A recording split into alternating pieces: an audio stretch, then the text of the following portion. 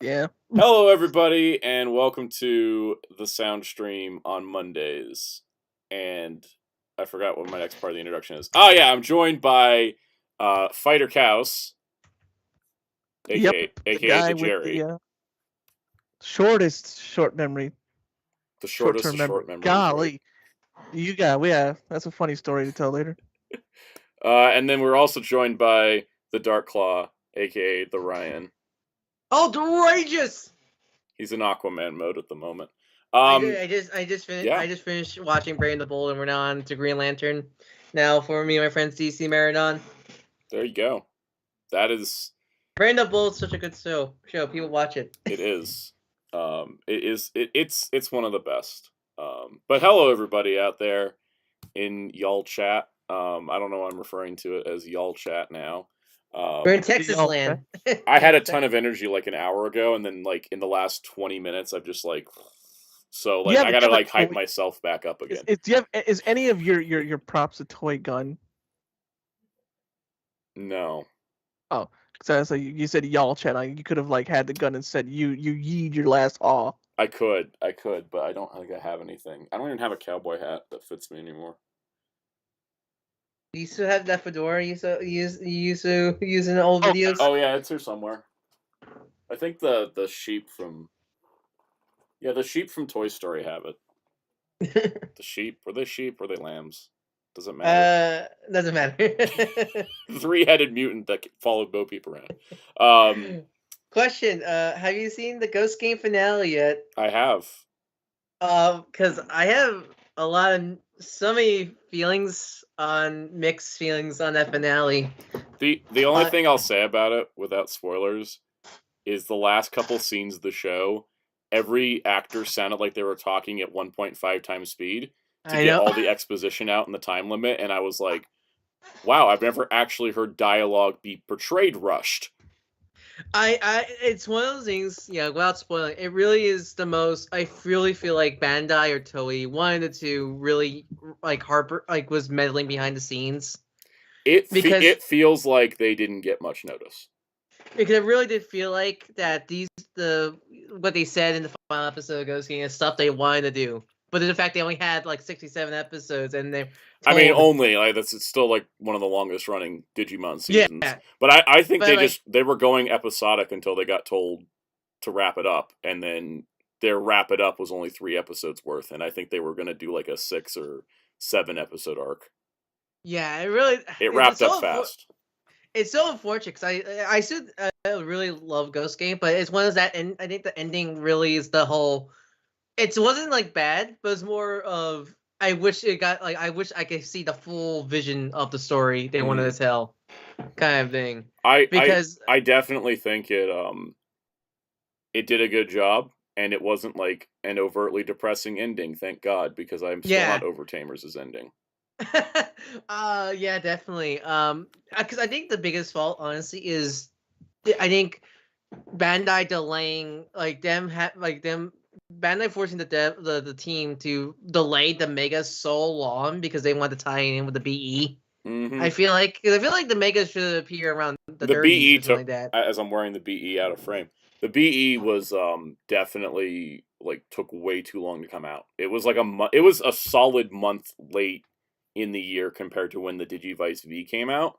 And with how long they promoted it, I think they were having development trouble, which is why the app feels unfinished. This thing's got some buggy features, and the whole. I think they were trying to like push the tech, but then I think it sort of screwed up the production cycle, Yeah, especially with how the app is just this barren, vacant wasteland of an app. honestly, I feel like all the faults of Ghost Gang can really come down to the BE. So that's another Yeah. thing. Add to the complaints. Right. Real quick to answer a quick question, Jamie's World says, who has the rights to Digimon in the U.S.? Toei and Bandai. They actually directly deal with everything for Digimon, um, toy and show wise. So like Discotek has the rights to a couple Digimon or one Digimon show because Toei licensed it, but Toei handles everything directly. Bandai handles the toy size. Bandai of America is now a division within the overall Bandai as opposed to a separate company. So yeah, because Bandai America, like as we know, it's not really, it's gone, but not fully gone. It's more they kind of It got absorbed. yeah, or yeah, it's like they first Bluefin and Bandai America combined Yep. together to form was it Bandai Toys and Collectibles? Bandai Toys and Collectibles US, and so they're kind of one company now. But yeah. Anyways, I could talk like essays about Ghost Game in a lot of ways, because I like the show. Its ending did feel a little quick, but I will take that over really depressing and sort of cliffhangery. So, yeah. Like on a similar note, like how do you always personally feel about the 0-2 endings? I know that's another I love it. controversial. I actually think the I 0-2 never ending is the best ending Digimon has ever had for a season. I never mind. I think the biggest thing I think why people dislike the ending of 0-2 is more of like it was not the futures the fans wanted the characters to be kind of thing. The epilogue, I think, is the thing that causes problems for people. But honestly, like if they had just left it, it wouldn't be an issue. The problem is that Tri ignored the epilogue and pretty much most of 0-2. Kizuna says the epilogue still happens. Well, because there was a Davis is a ramen cook in the epilogue of 0-2, and they're trying to keep it. Right, like Kizuna and 0-2 the beginning are doing a very good job of trying to keep the epilogue, whereas Tri was like, 0-2 never happened, which was really annoying. I think that 0-2's ending was a great wrap up of both adventure shows, like characters thematic wise, and then the epilogue was like this nice little button on the whole thing. And I don't think they ever should have messed with it, but then they did. So I'm glad we had Kizuna and 0-2 the beginning to kind of like It really did feel like Kizuna was trying to like after Tri, they tried to like drive the adventure timeline back to when it was already established. Yep. They're not trying to be like it's not like Dragon Ball where I feel like they really are trying their best to retcon the end of Z existence. They pretty much are at this point. Like I feel like the end of Z and GT just don't work anymore. Well, like in that case, it's Ultra Timeline now, but so it's like essentially. But I think. Whoa, what's that about End of Z? Well, it's like End of Z is kind of getting written out of canon. The more that we have Pan anytime Pan if Pan gets to know Goku too much, like that whole ending arc doesn't work. She has to be she's somehow the manga says she's 3. Well, there's also the whole Bulma End of Z. There's also the whole Bulma line. Definitely. Bulma's lying. Is that what he is? In 5 years, they've seen each other a lot, so that's already That's your headcanon. Bulma was lying. Yes.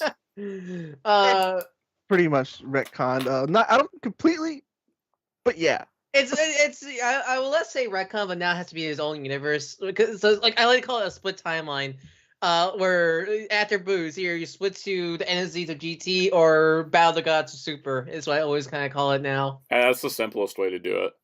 Shoutouts in the chat by the way. So we have Zeltrax, Muteki T, Kamen Jojo, Spin Dash, Josh SD4 Jason, True Hellvar Gaming, Jamie's World, Peacemaker, and Brian. Welcome to the chat, everyone.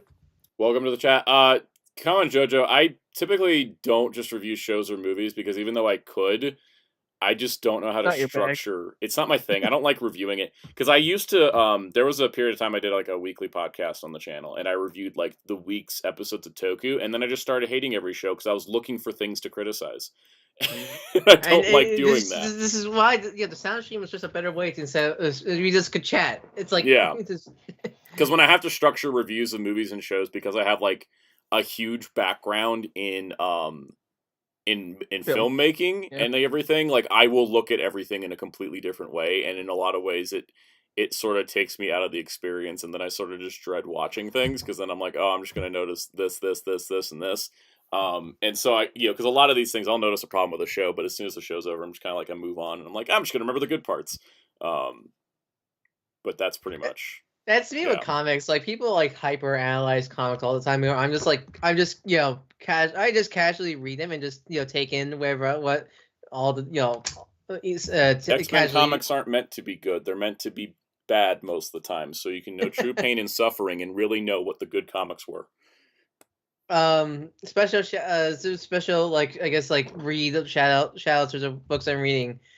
I haven't fully finished, but I recently finished the Victim Syndicate arc of Detective Comics. Nice. Comic, which is really good. And then I recently read the Ghostmaker arc in James T's James. I never can't pronounce his last name. Tinnins, there you go. Yep. Batman run, which is really good. It's one of the things where it's like, man, I really like this Ghostmaker. I wonder why. Oh right, I like Detective Comics. They're written by the same person. Yep.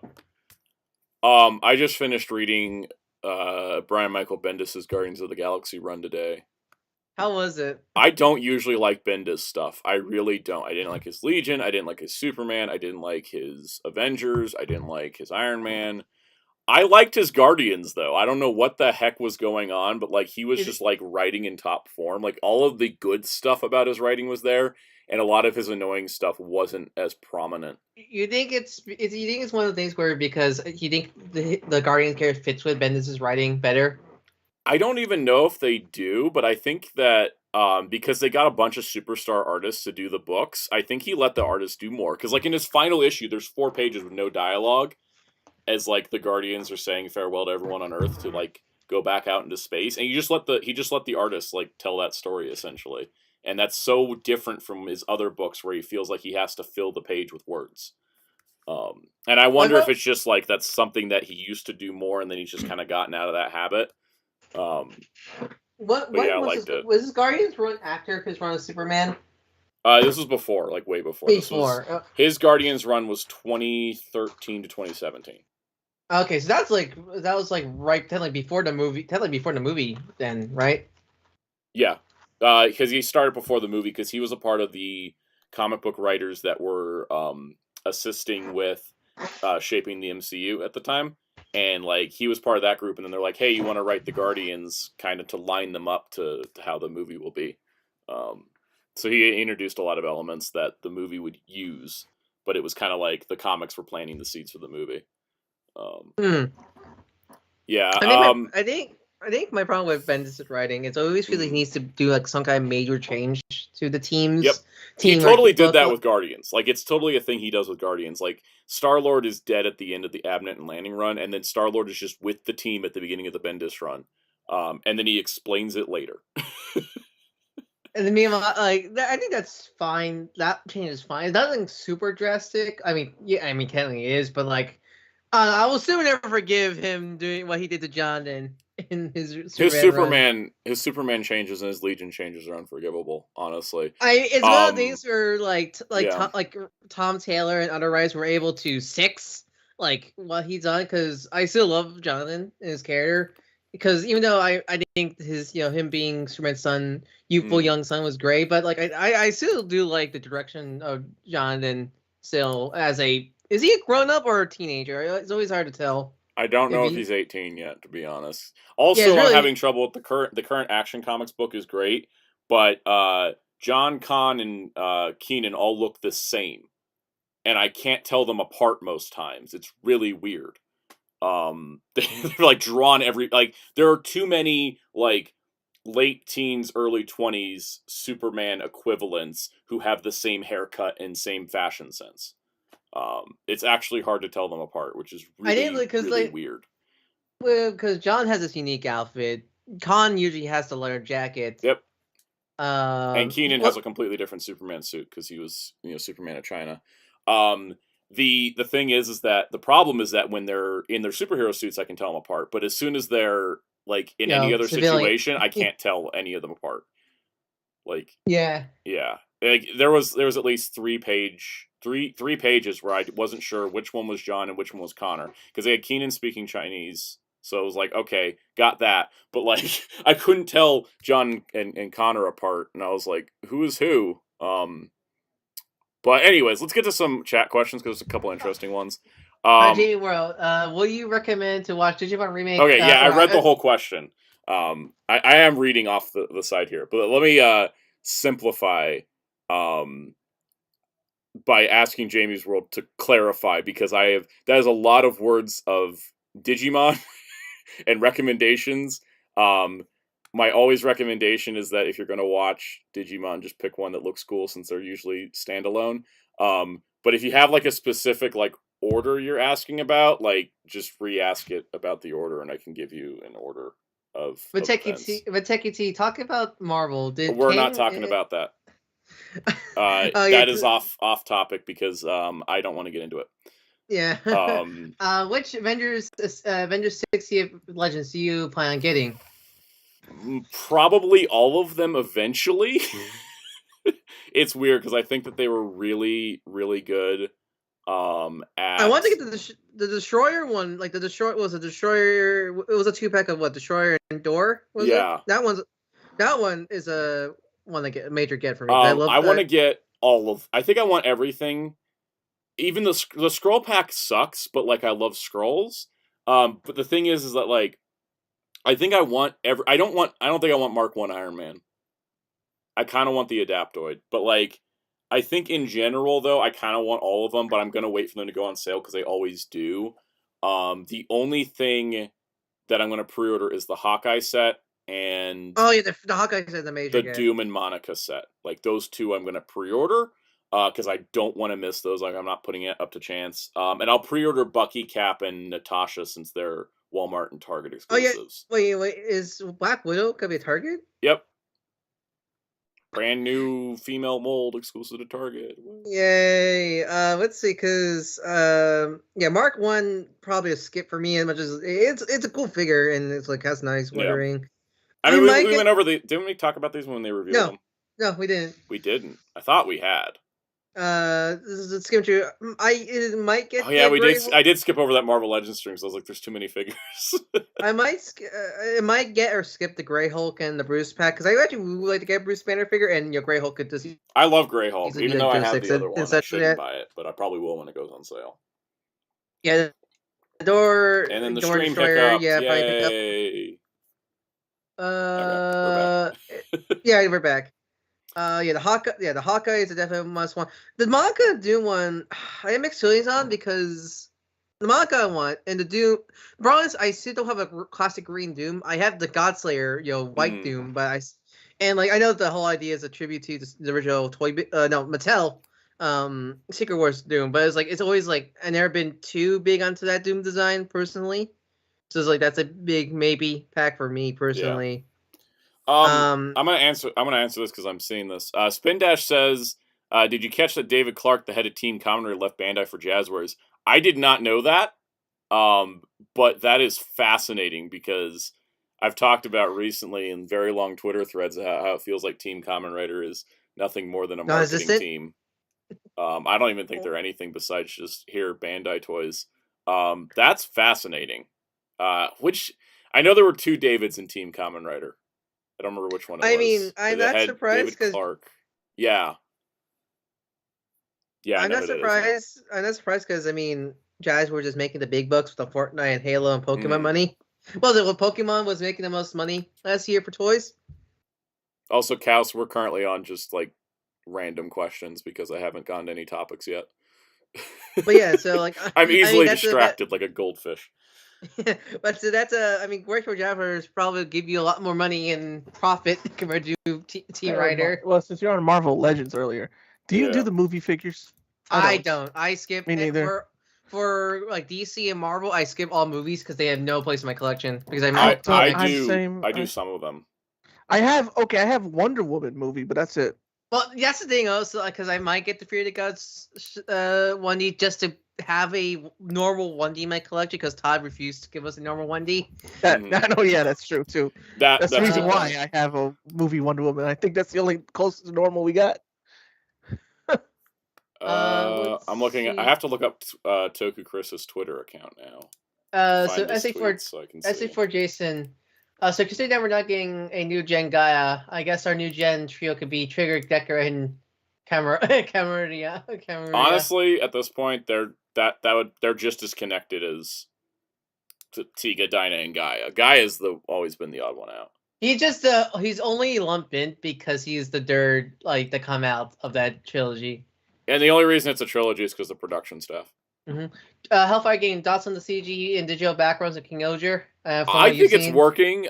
Some of the green screen work is a little iffy, but the stuff that they do with I like the LED walls a lot. It definitely looks a lot better than the green screen Bandai's been using for years. It's still not perfect, but it's definitely a lot better looking. Yeah. Okay, so yeah, Toka Chris said, since it's public, congratulations to David Clark, who has started a new position at marketing man. I can put this on the screen if you guys want.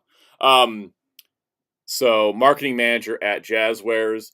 As you know, David is the manager in charge of Team Kamen Rider for U.S. North America. Thank you, yada. So I guess this guy, who is the guy on the right here, who we've seen in a lot of the stuff, he has apparently moved on to Jazzwares as of I don't know when. So what's Jazzwares again? They make that's the previous license. Jazzwares currently makes the Halo, Fortnite, and Pokemon toys right now. Oh, Pokemon. Well, there you go. That's a step up. As a reminder to everyone out there, Fortnite sometimes to a lot of people that aren't us. Yeah. I was gonna say, as a reminder to everyone out there in the chat, sometimes we have to use people as a point of reference, even if we don't like the people. So. Yeah, it's one of those like that's the source of the news. That's the news. Don't shoot the messenger. Don't shoot the messenger kind of thing. I mean, I have sourced stuff out of TMZ if I have to, because that's just how you get some news. I don't like TMZ. We do not endorse TMZ. No. We'll take it to our AU game. The figure eye standards that comes with. We will talk about that later. It's on the docket.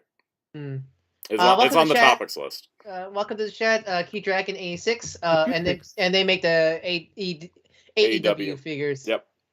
AEW, that's it. I knew it's wrestling. Brian says he's got 3 Wild Force Blue Rangers. They all have the separated booth space. Yeah, apparently that's just every one of them. This is why I don't want to buy a Lightning collection, because I have not seen one like. I don't want to buy Lightning collection. I just bought 6 of them, and I have to sit here going, I gotta fix Snizzard because Hasbro's not gonna help. Speaking of, boom, transition. Last week's videos was this Tiger and Bunny Proplica storage bangles thing that people did not care about, nor did I expect them to, and that's fine. It's here for history. Those things really frustrate me because they're $90 a piece and they're not worth it. If you want to know more, go watch the video. I just think if they were cheaper and the speaker quality was louder, I wouldn't mind them. Yeah, audio balancing this video was a nightmare because of how quiet they were. I think for me, it's always the thing where it's like I always, for me, Tiger Bunny I think works better with dub than sub for me personally. So now to hear James Price's voice coming out of the thing, it's just so where it's like, oh yeah, no, they dubbed the narrator. They should have been like 90 as a 2-pack at most, not 90 each. Because Kamen Jojo, shout out for subscribing to Fighter Cows. Thank you. No, thank you. Yeah. Yes, definitely. I am not small time. I am minuscule. So any help is good help. Yeah. Say the last video because there's a good question from Jason. For Jason, if you can answer. Real quick, the other video was, of course, I think most people saw this. If you're in the stream chat, you probably saw this. It has 870 views. Your battle against Hasbro. I documented my battle with Hasbro. I'm just going to keep the figures and not try to get a refund because I don't like sending something to a company and then telling me to wait 3 to 6 weeks. I don't want to have to dog them again for the actual refund. I'd rather just fix the figures at that point because at least I have figures. I still can't believe you can't return them because you opened the figures. Because I opened them. Because the problems were not visible, and I would have to have opened them to know that there was a problem. That is the most baffling one. How do they They should just put an all sales final thing on the website at this point. They should really put at least put asterisks saying we do asterisks in for the plastic free packaging figures or something like that. Because their policy needs to exclude the plastic free packaging because I can't even tell. I couldn't have known Snizzard had a detached leg until opening it. As for Jason, do you guys think that WB is being a bit selective with video formats because they'll put some of their DC anime stuff on Blu-ray, but put the classic Cartoon Network stuff and Adult Swim show on DVD? They put Crypto the Superdog on Blu-ray, even though that show is in HD. I mean, they put it out on DVD, not Blu-ray. Did I say? Yeah, anyways, they put Crypto on DVD instead of Blu-ray, even though it has an HD source. They're really selective. Animaniacs reboot, that's only got a DVD. What? Yeah. I shouldn't be surprised because remember I told you I went to Target and I'm like, what's with all these? Do people not know Blu-rays exist still or what? Yeah, I don't know what it is, but like Warner Brothers has been very well. I mean, there's also the thing is that Warner Brothers is broke. Like they don't have the money, so I think they're just being selective, going, oh, DC fans will buy it, but we don't know about other people, so we're gonna invest in a cheaper format. It's so That's my weird, guess. like because when it comes to formats, it's always weird because it always feels like I'm not sure if DVD is cheaper or there's like a loss playing because I know Disney. Sometimes they'll put movies that they don't want to be associated with on DVD. So I know there was like a lot of their Fox stuff goes to only DVD or they won't get 4Ks. But Fox, because I know one for example is I'm not sure it's updated now, but I remember you guys ever heard the movie Strange Magic done by George Lucas? Yeah. That one was only DVD. I don't know they got Blu-ray since, but that's been only DVD because that was Disney had to resurrect the Touchstone's Pictures labeled for that movie because I guess they were not happy with that film. Yeah, they were. So like Spin Dash brings a good point. They are putting Duck Dodgers on Blu-ray. I think that could only be happening because there's a Green Lantern episode of it. Yeah, I don't know. It's interesting. It's only DC stuff is getting the Blu-ray thing, and like you know, as a DC fan, it's cool. As a DC fan, it's like yeah, yippee, but it's also like it's odd because as a fan of anything else at Warner Brothers, it sucks. Yeah, essentially. I mean, I'm. Also, The Last of Us is totally getting like a 4K Blu-ray that's out in like a month, and I'm like, it just ended. Good lord, they'll push something out fast if they think it's if it's a hit, you know. But yeah, but then again, Crypto, like not saying anything bad about the show because I like the Crypto show, but that's interesting that's getting a Blu-ray. No, it's getting a DVD. It's just DVD, and the DVD's out, and I don't want to buy it because I'm like, are they going to turn around and Warner Archive a Blu-ray? But then Warner Archive is only doing single disc movies now because they kind of gutted that entire department.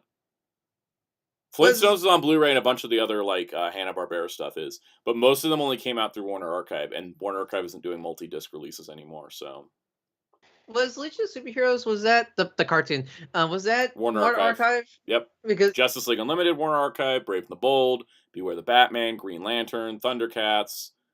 They used to do a lot of stuff through Warner Archive. I think what we're noticing is that, like, why is there stuff only on DVDs? Because a lot of the times they would put a DVD out at retail. Like, Harley Quinn was the same way. They put a DVD at retail, and then the Blu-ray would be Warner Archive. And now that there's not... Like, Warner Archive is essentially just gutted, and they're just, like, tossing out single-disc old movies, which some of them I still buy, but they're not pumping out multi-disc sets like they were because they don't have the staff anymore. And that is, I think, what we're seeing now. Was the Batman cartoon, was that the last big release? That one was retail, yeah. Yeah, that was not, that was full retail, right? Yeah, and Superman, the animated series, felt like a Warner Archive release that got thrown out at retail because it was lacking in features. It was just a show? Yeah, it was just a show, and I think they added one new bonus feature, and then they're missing a bunch of bonus features from the DVD. It's always interesting when it comes to stuff like that because I'm slightly off topic, but it's also kind of relevant. Brian brings up a good point. We're still waiting for the Batman versus Dracula. Because Capcom, Capcom's been uploading the Mega Man NT Battle Network anime, the English dub on their YouTube channel. And what's interesting is for the second season, that's the first time that show's getting a non TV recorded release. Also, both seasons are in 1080p. Yeah, but what's interesting is I'm gonna guess Capcom or Viz. I think Viz handled the dub. Lost the source, some of the source source masters of the dub because episode 1 of the second season is Japanese. It's the Japanese version. So it's interesting that I guess that means they have. I think they have some masters, but not all of them for some reason. Which I find interesting. Yeah. I find that interesting because. Because that's the first time the show has been ever released, officially. So it's interesting that some episodes are lost, I guess. Brian mentions the Batman v Superman remaster. Yeah, the one where they regraded the movie and added the IMAX scenes back in. That 4K was Warner Archive, which was weird. What? There was an IMAX version of Yeah, there BVS? was. So when Batman v Superman came out in theaters in IMAX, there was a lot of scenes that were shot in IMAX in the 4:3, like how Zack Snyder's Justice League is. And so all those, they went straight anamorphic on the Blu-ray release and the 4K release at retail. But then later, in the lead up to Zack Snyder's Justice League, Zack Snyder did a new commentary for the movie, did a readjustment to add the IMAX shots back in, and he also regraded the movie. So they changed the color grading presentation. And then that disc was a Warner Archive exclusive because of, they figured it was low interest, like there was enough interest to make it, but not enough to put it out at retail. It is absolutely the best presentation of Batman v So Superman. will you say that's the definite version? It's the definitive version, yeah, absolutely. It's Man, only on a 4K know. though. Like, it's crazy. It's like, it doesn't have, I don't think, any of the other bonus features. It's just, boom, like 4K. So I'm assuming what you do in that scenario, you get that and then just place the disc in your existing BVS case. That's essentially what I did. Was because I had a steelbook for BVS, but like if you just had like a regular edition, you just swap out the 4K disc for this new one, and then you're all set. And yeah, because it is just a 4K disc in a case. Question. Very basic. I guess the last thing on the Warner's home media stuff is question for Legion Superheroes, the movie. How's the spine? How did they get the spine on that release? Same problem with Green Lantern and everything else. The Blu-ray has a different spine art than the 4K. I just bought the Blu-ray this time. I actually just could not bring myself to buy the movie twice. Just to complete that spine. Just to complete that spine. I'm done with buying a movie twice for a spine. That would have been like $60. I mean, what you could do is, what you could secretly do is take the slick, like at Best Buy, you could just take the slick cover, the 4K version, and take it off it, and then put on the Blu-ray version and buy it there. I thought about doing that, but then I was like, nah, that's too sneaky. I'll just buy the Blu-ray. It's not like, the modern DC movies, the 4K is not that much different. Like, I noticed that with Green Lantern. I was like, oh, is the 4K a lot better? No, not really. It's mildly better, but like not that much. Not saying the quality is like the quality of the Tomorrowverse is really good. I like the animation style. Yeah, it's just think, the 4K does not do. I don't think the 4K much. Really. Welcome to the chat, Donnie Pearson. Welcome. So speaking of videos coming up this week, I'm going to do another Blu-ray haul on Friday. I think maybe Friday. And I'll talk about the Legion movie there as well. Kamen Jojo asks, are we excited for Spider-Man 2? We'll talk about Spider-Man 2. I would say is in relation to toys, but we'll talk about Spider-Man 2. I would say here's the I'm saying already because I love the Insomniac Spider-Man games, but it's one of the things if that gets to come out this year, it's like where's some marketing for it? Supposedly it's coming out in September, and they're not going to market it till August. Okay. The video game industry got shook by Cyberpunk and other games, and they're not doing long lead times on marketing anymore. You notice how Breath of the Wild's sequel, we only heard about it coming out in May, like a month ago or something. And tomorrow we're getting like a video presentation. I told Soundout about that. Yeah, and I'm like, until I hear that weapons don't break or there's a way to turn that off, I don't care. I'm not going through that a second time. But essentially, like, game companies have decided we're just going to narrow the window on marketing so that we don't overhype, we don't lead people on too long. We're just going to tell people a couple months out. It's just funny because, Spider-Man 2 was like one of the first things announced for the PS5, so it's just interesting. I think the other reason is Sony wants Across the Spider-Verse to breathe without having another Spider-Man thing breathing down its neck. That's so funny that the first Spider-Verse film and the first Insomnia game came out the same year, and now we're doing the same thing this year. We're doing the same thing, except I think I want the movie to breathe, and then they'll start working on the game hype. Because the thing is, I think they're noticing how Disney accidentally cannibalized itself with Star Wars and Marvel, and they don't want to do that. Fallen Order's getting some decent marketing. Enough. Fallen Jedi Survivor. Yeah, that's getting decent marketing. It's getting decent marketing. I'm not buying it at release only because I got toys to buy. Josh, this is the Metro Prime reveal and move and just drop the same area. I don't think they'll do it for a AAA game like that. Yeah, but the thing is, like, they did that and then said, "Oh, the physical will be in stores in 2 weeks," and it took a month for everything to show up. Mm-hmm. Yeah, when Nintendo could get away with it because it's Nintendo and that's something a release and not a brand new game remake. Yep. Spin Dash says game companies don't want a giant article on the cutting roof floor of cut areas and features. Yeah, honestly, like that's the thing is that like legitimately, I think between Cyberpunk and a few other games, I think game companies are like, let's just not open ourselves up to it. Let's just show people when it's like going to be out in 2 months. Speaking of, have you heard about the multiverses being shut down? Yep, we will talk about it tomorrow at 4 p.m. Eastern on Fighter Cow's Twitch channel at twitch.tv/FighterCows. Warner Brothers. I actually did stream it before, so. Yep. So it'll be relevant to talk about. Yep. Let's talk about Super 7, because I think people may have heard it's been rummaging around. The news came out today through an interview between Brian Flynn, who runs Super 7, and the Fwoosh about, they talk about, like, all kinds of stuff for Super 7. Like, pretty much go line for line, every line. I just messed up my OBS interface. Hold on. Whoopsies. That's how it works. I was trying to add the link to the chat, and then now my my window spacing is off, and I can't see what I'm doing. So Oh God! That's OBS for you. Okay, I fixed it. We're good. So if you guys want to see the Super 7 interview, there you go. I'll paraphrase. Essentially, so the discussion, to recap, because we did talk about this, Rat King is not based on the original Playmates toy. He is based on the Shredder's Revenge video game design. And there was a sort of rumor report that Super 7 wasn't allowed to use Playmates designs anymore. So I'm gonna recap here, like, some of the details. If you guys are looking for the Rat King Ninja Turtle specific part, it's 36 minutes into that video. But here is the notes I took down. So first of all, they said that Rat King's going to be pulled from Wave 10 and moved to Wave 11. And in his place, they're going to put up Karai, who accidentally leaked on this on the original image for Wave 10. They also mentioned that Karai was supposed to be Wave 10, but they wanted to reduce the wave size from 5 to 4 because they were trying to space out figures a little bit for people's wallets, essentially.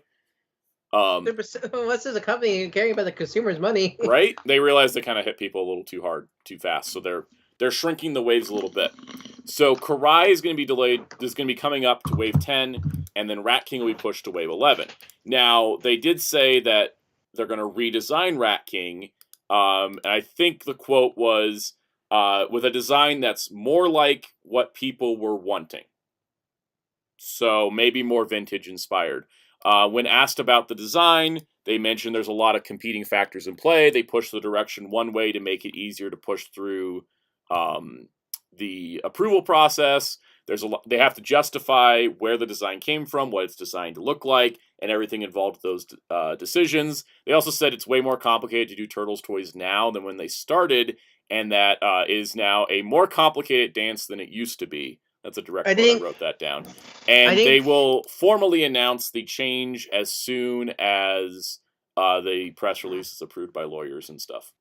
I think what happened is more of due to the fact that Playmates was on break, because since the Rise toy line getting canceled, there was Playmates was in a lull. Like there was literally no product. They were on autopilot, just pumping out reissues. Mm-hmm. But now with Mutants and Mayhem, they're back in the toy making business. I think that's what's causing it, since they're back like in the public eye now. There's a lot more competition, I guess. So there's also as to what Super 7 said, when they started doing this line, the only other people that were doing Turtle stuff was NECA, but now there's like a dozen companies doing things. So yeah, BT. There's Loyal Subjects with their BTX. There's NECA. There's Super 7. There's Mondo. Like Mondo, right? Mondo's doing this. Mondo hasn't done anything in a while. But there's a bunch of companies. That's the general point. And the thing is that they said that, something with the licensor, and that's why. Well, essentially, the Rat King design they picked, they just went with the video game one. This is my analysis of it. This is not what they said. My analysis is that they went with this Rat King because this one they knew they wouldn't get any pushback from Playmates or anything else, right? Like this would just, boom, push through, no problem. And that's why they went with it. But then they realized the customer base wasn't really happy with it, even though like I said before, I personally like this more than the vintage design. So I think we're going to get something more vintage inspired when they do redesign him, because I think the thing is that they probably got word that they can't use the direct Playmates designs and they have to do a lot more modifications because maybe they did what they've been doing, made it more vintage. It got denied, and then we shifted over to now they had to redesign it, and this one got approved, but then the fans weren't happy, so now they're having to kind of shuffle things around again. But TKT, with the whole McFarlane turtles, that's a rumor, isn't it? There's listings. There is a whole batch of listings for McFarlane Ninja Turtles, and we've seen no sight of them. I am very curious what that's going to be. We all thought it was going to be the Mutant Mayhem toy line, and Playmates wasn't going to be doing anything. Then Playmates ended up doing something. My only guess, it could be Todd's own design of the Turtles, maybe IDW Turtles. There was vehicles, gimmick figures, kids' toys, like 4-inch and 6-inch. Really? Yeah, there was like a bunch. We're not talking just like 7-inch collector McFarlane stuff. We're talking like a whole line. So I don't know for sure. I don't know for sure if McFarlane's even doing all that or what, but there is listings. They were scheduled for an August release, so we'll have to hear about them sometime. It's interesting this is all going on, because I'm not sure, because it really kind of feels like, I think it's Nickelodeon just spraying the license out. It's kind of, I'm not sure it's biting them in the foot right now. It's just, well, it's less them and more the toy companies themselves, because there's too much going on. I mean, NECA's cartoon Ninja Turtles line has gotten too obscure, I think. I went to Target this weekend and I kept seeing like all these 2-packs of random goons of the grunts and the grunts and Roddy Red, whatever they are, like all these random grunts, like nobody was buying them. They were clogging. I respect NECA releasing so much of the 80s Turtle line for these various new characters, but I really think they should just been online exclusives or something like that. There's a bunch that should have been, because like I know my Target's not going to have anything in those spaces for a while. Especially well, the newest releases from the Hall are like, grunt gangster characters. Okay, the YouTube episodes I know is our least favorite from the Turtles fandom. So like, well, it's really cool. Like, it's a really cool thing that they do it. They did that. And the NECA line is very much like how Mattel, when Mattel's DC Universe Classics or Master Universe Classics, where they release everybody, no matter what. It's really cool, but like, there's a reason why, like for Masters, that was a online only thing, because I know only die horror fans want everything and such. So that's one thing I respect it, but it's one of the things where I get kind of annoyed, because that means pushing like 2003 Turtle stuff or other. They're not doing anything else. Like I'm glad they're doing comic stuff now, because I finally have a reason to buy NECA Turtles again. I really think they should, like, as much as I want 2003 Turtles like so badly, but I really think they should do IDW. Like, we're again the first IDW Turtle toys. If you don't count the Batman versus TMNT figures as they're sort of IDW adjacent, are those BTX bike figures. And then also like the Ninja Turtles, by technicality, or the Power Rangers ones. I mean. Yeah, couple questions in the chat, because I want to get these addressed. Smith the Crow says, apparently the rumor that Playmates owns likenesses to the original toys is false, according to Chris Fawcett, author of the Rad Plastic book. Yeah, he would know, because he did all the research in the line. I think that's true as well, because like I've seen like the tiny super the super tiny Ninja Turtles figures. Those use Playmates designs. I don't know how much stock Playmates has in the we own those designs, and they may not be the problem. Maybe the problem is Paramount, maybe the problem is Nickelodeon. Super7 wasn't going to specify, because they're not going to get in trouble. Legal stuff. But I will say that the likelihood that Playmates thinks they own the designs and might be pressuring Paramount to block other people from using it, because now Playmates is making Ninja Turtles again, that is a possibility. I don't want to call it bullying what they're doing, but it really kind of feels like... It probably is, to be honest. A lot of companies bully people over things they think they own the rights to.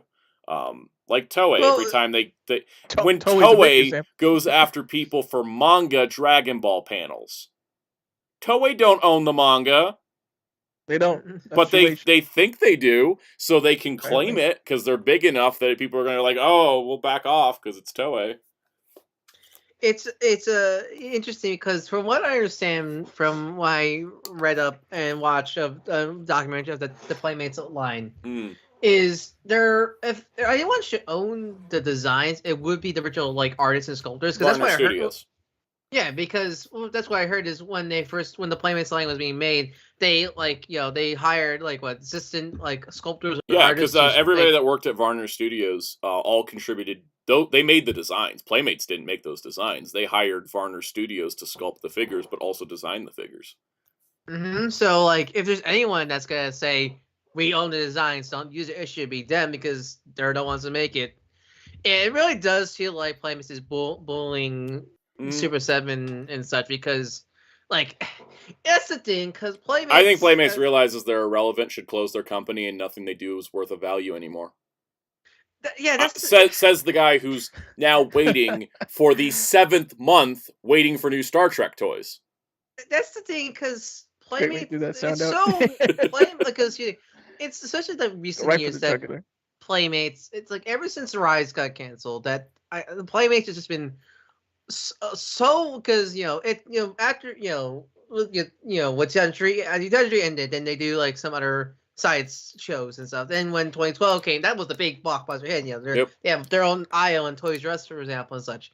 But and then 2012 ended, and then then Rise came out. Then the Rise toy line failed, and ever since the Rise toy line failed, they've been such in a weird loop because it's so weird because and it wasn't like they were doing badly because they had the Ben 10 line which was doing well. Then the show ended, so they had to end the line, and they have other licenses. But like ever since like a lot of their kids, their main shows like Ben 10, TMNT, Rise, and some other their like licensed toy lines. They've been so like they've been nothing but release, and there'll be some weird like there was like I don't remember what was the figure, but it was like some weird like artist band cover angel wing dude. I forget what was the context of that one, but they made that one figure, and that's it. And then more re-releases, and then they were trying to get back because they made that weird Last Ronin figure. But then they try to do these like all like 2-packs like Stranger Things or Cobra Kai. Yeah, I don't really understand. They're doing all this when they could be making Star Trek figures. Yeah, it's so like they're trying. It feels like they're trying to. It feels like Playmates has now evolved. Is what it feels because Muteki T makes a good point. Playmates was a Chinese doll company. Like that's how they started. I don't think they've gotten that far away from it, to be honest. Because when especially compared to collector figures, so what they're 2-packers. Like the Cobra Kai figures are not good. They don't really like for the original scope. The Cobra Kai figures are not good. They have basic articulate. I think they only have single jointed elbows and knees. I think so. Those are not good. The Stranger Things figures are very basic, very plasticky skin. Like they don't look like basic figures, even though they're technically under the $20 collector's figure, quote unquote. Right.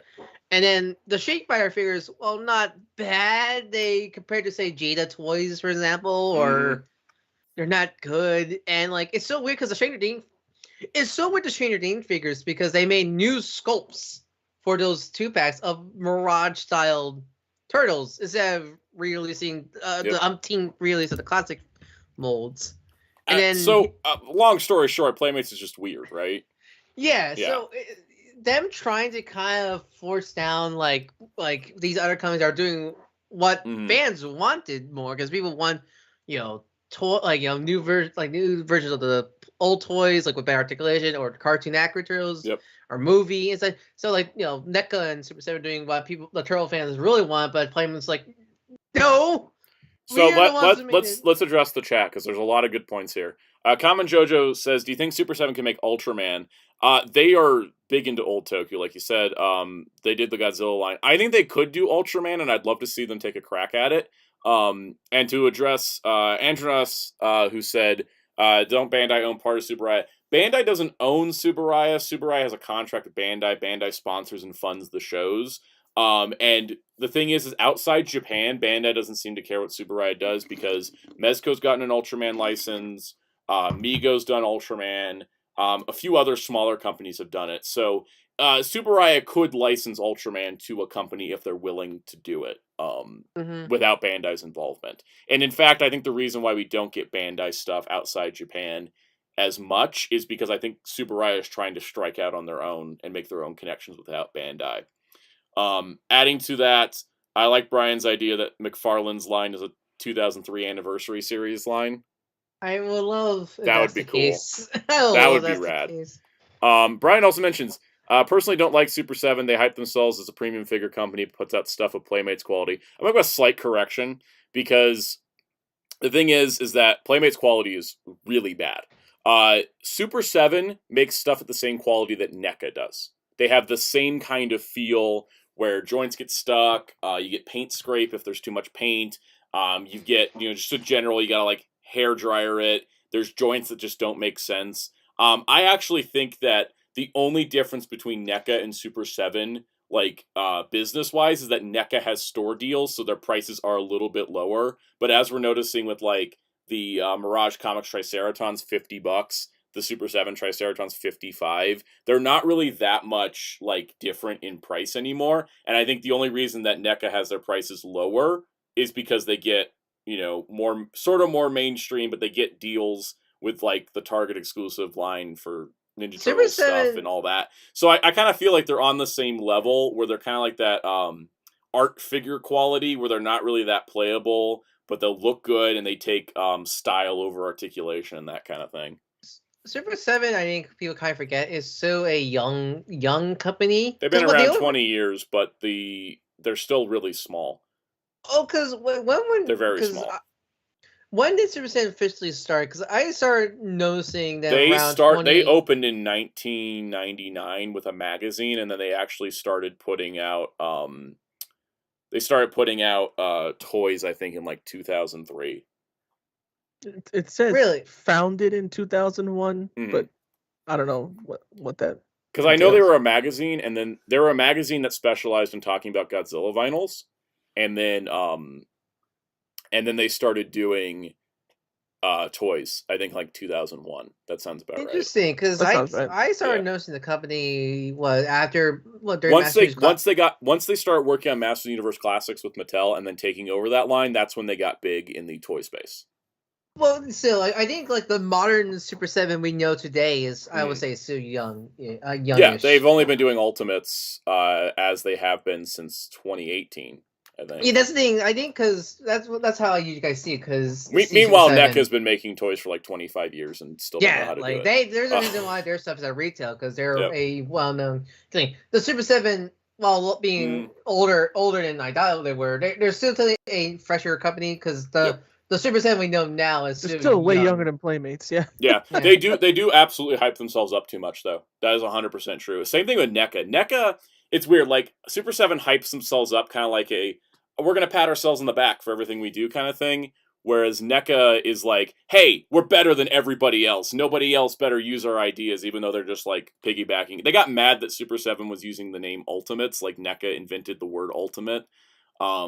And they're really rude on social media. NECA is kind of like the school bully of the toy world, whereas Super 7's like the kid that hypes himself up over like accomplishing minor things. Oddly enough, that's kind of why I like McFarlane the most, because Todd never tries to make his toys like Todd just does whatever Todd wants, and that is like it's really endearing. Like he hypes his toys up, but not like in that way. Yeah, he just look at the cool toys I'm making. He's like, look how cool this is. And everyone's like, who'd you make this for? I made it for me. That's why I have so much respect for him in this company. Yep. And so adding to that, in terms of Smith the Crow mentioned that Super 7 stuff takes an eternity to come out. I just got my Man of Steel edition Mezco Superman 2 years after I ordered it. I still got 2 other Mezcos that I ordered before this one that haven't shipped. The problem... Let me explain this. The problem is that when you have somebody like Hasbro, well, they'll make like 20,000 shrapnels. Let's say, I'm just throwing out BS numbers. They'll make like 20,000 shrapnels, whereas like Mezco is only going to make like 1,000 Supermans at most. Are they made to order? They're not. There's always a limit. Like they're not made to order because their pre-orders close pretty quick. But what essentially the point I was making is that there are a lot less of these Supermans being made. And it's the same case with Super 7. Like their stuff is super low run too. And what happens is the factory is going to go look at Super 7, NECA, Mezco, Mafex, like whatever. These smaller companies are going to be like, oh, all right, well, we'll do your orders later because Hasbro just asked us for 40,000 Spider-Mans. It's quick. It's in terms of factory production. It's quicker to make the one in the millions than the ones in the hundreds. Also, especially when it's something like Transformers, bad example because a lot of parts. You know what? Better example. retro German mechanic figure. This guy is like made out of, I don't know, 8 parts in a spring. He'll come out a lot quicker than the Superman that has a fully cloth bodysuit with magnetic bullet ricochets with him, because there's just less involved, and so Hasbro and Mattel get priority over everybody else at the factories, and so then that just ends up pushing everybody else back. Somehow McFarlane's got a deal where he can pump out figures really quick. That's just it's just how the toy industry works sometimes. And yes, Todd McFarlane was like, I'm going to sell... this is the thing about Todd McFarlane, too. He is not corporate. He's not a part of a corporation. He is a small company. He is the head. People are talking about the Batmobile, like the 7-inch scale Batmobile. It's coming out for $60. It's because Todd McFarlane looked at it and was like, I should sell it at 100 or 80, but if I sell it at 60, I'll sell 4 times as many. A comment I would say, I think what's such with Todd is, like, I feel like when it comes to him, he's being honest, because I know some people will comment about his comment about the female figures. I don't know what he was talking about in the female figures thing, like, because I don't know the guy personally, but the thing is, Todd McFarlane, like, in every interview I've seen, he gets way too hyped up on himself. Like, he gets in a mood, and then he just says some really dumb stuff that he'll never repeat again. Like, his whole, like, female figures thing in the Shartimus interview was just weird, and it doesn't make sense, because right after he did that, they started putting, like, the new Titans wave has, like, 2 female figures in the wave. Mm-hmm. So, and also, I should point to the She-Spawn that's behind me. Yeah, it's one of those things where, that's the thing, because it's one of the things where, Todd is not, I know people, like, that's the thing, I don't think Todd, like, people keep bringing up that bit with Todd, and I understand why, but it's not like, unlike other companies, I think Todd and his company will listen, because, I mean, everyone's complaining with the side-eye, and guess what, we're getting much less side-eye. Much less side-eye, yeah. Much less, and, it's not like, I think people keep thinking, like, Todd has such a very big ego, and I personally don't think he does, because... I think you gotta look at where Todd McFarlane comes from. Because Todd McFarlane is a comic book artist who was at Marvel, who was no longer happy at Marvel, and him and his buddies were like, let's go make our own company. And then they had to go run off and prove themselves to the entire comic book industry that they could strike out and not be one of the big 2 comic publishers. They're all disgruntled DC and Marvel guys that left their big companies, left the job security, and then just came together and were like, let's make Image, and we'll make sure all the creators own all the rights to their characters. And then a bunch of them failed at that, and a bunch of them went back to Marvel and DC in the end. But Todd was like one of the ones that stayed. He's like, no, I'm making this work. And so I think, like, Todd McFarlane has hyped himself up so much over the years to essentially continue to boost his own self to keep going down the path he's going. It's less... And I think that's sort of... It comes off... It's sort of like Jason David Frank also came off like having a giant ego. But it was more of like a sense of like, to prove themselves to the rest of the world, they sound egotistical because they're constantly hyping themselves up. I don't think... I never say like Todd and such are like egotistic or narcissism, but more of a... Yeah.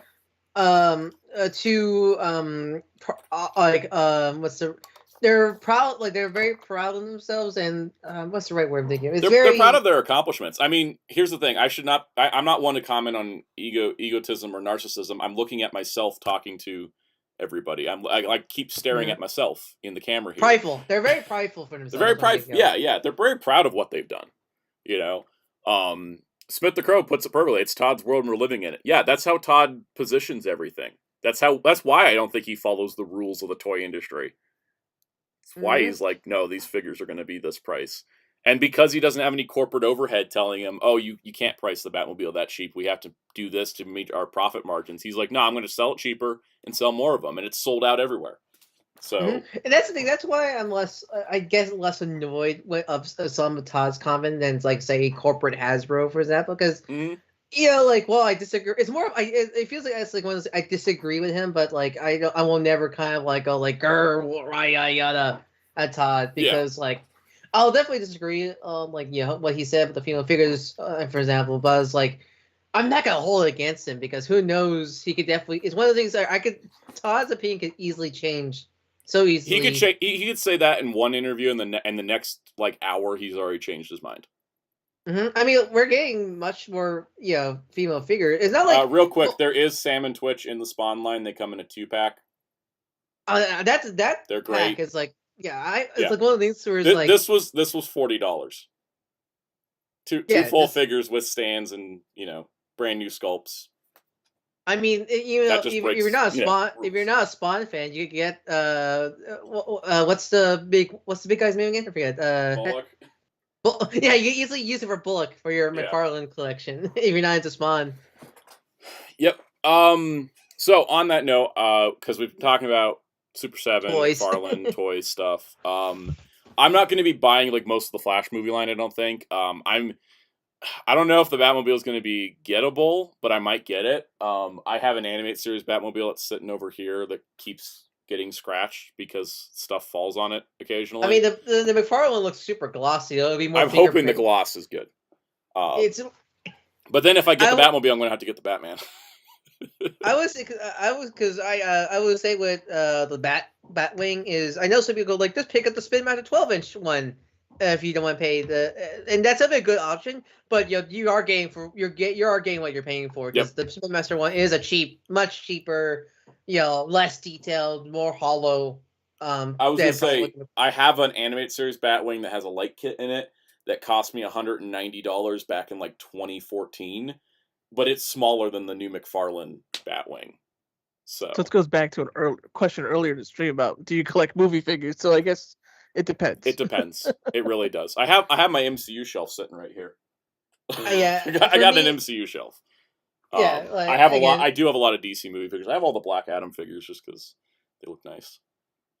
As for me, I think it's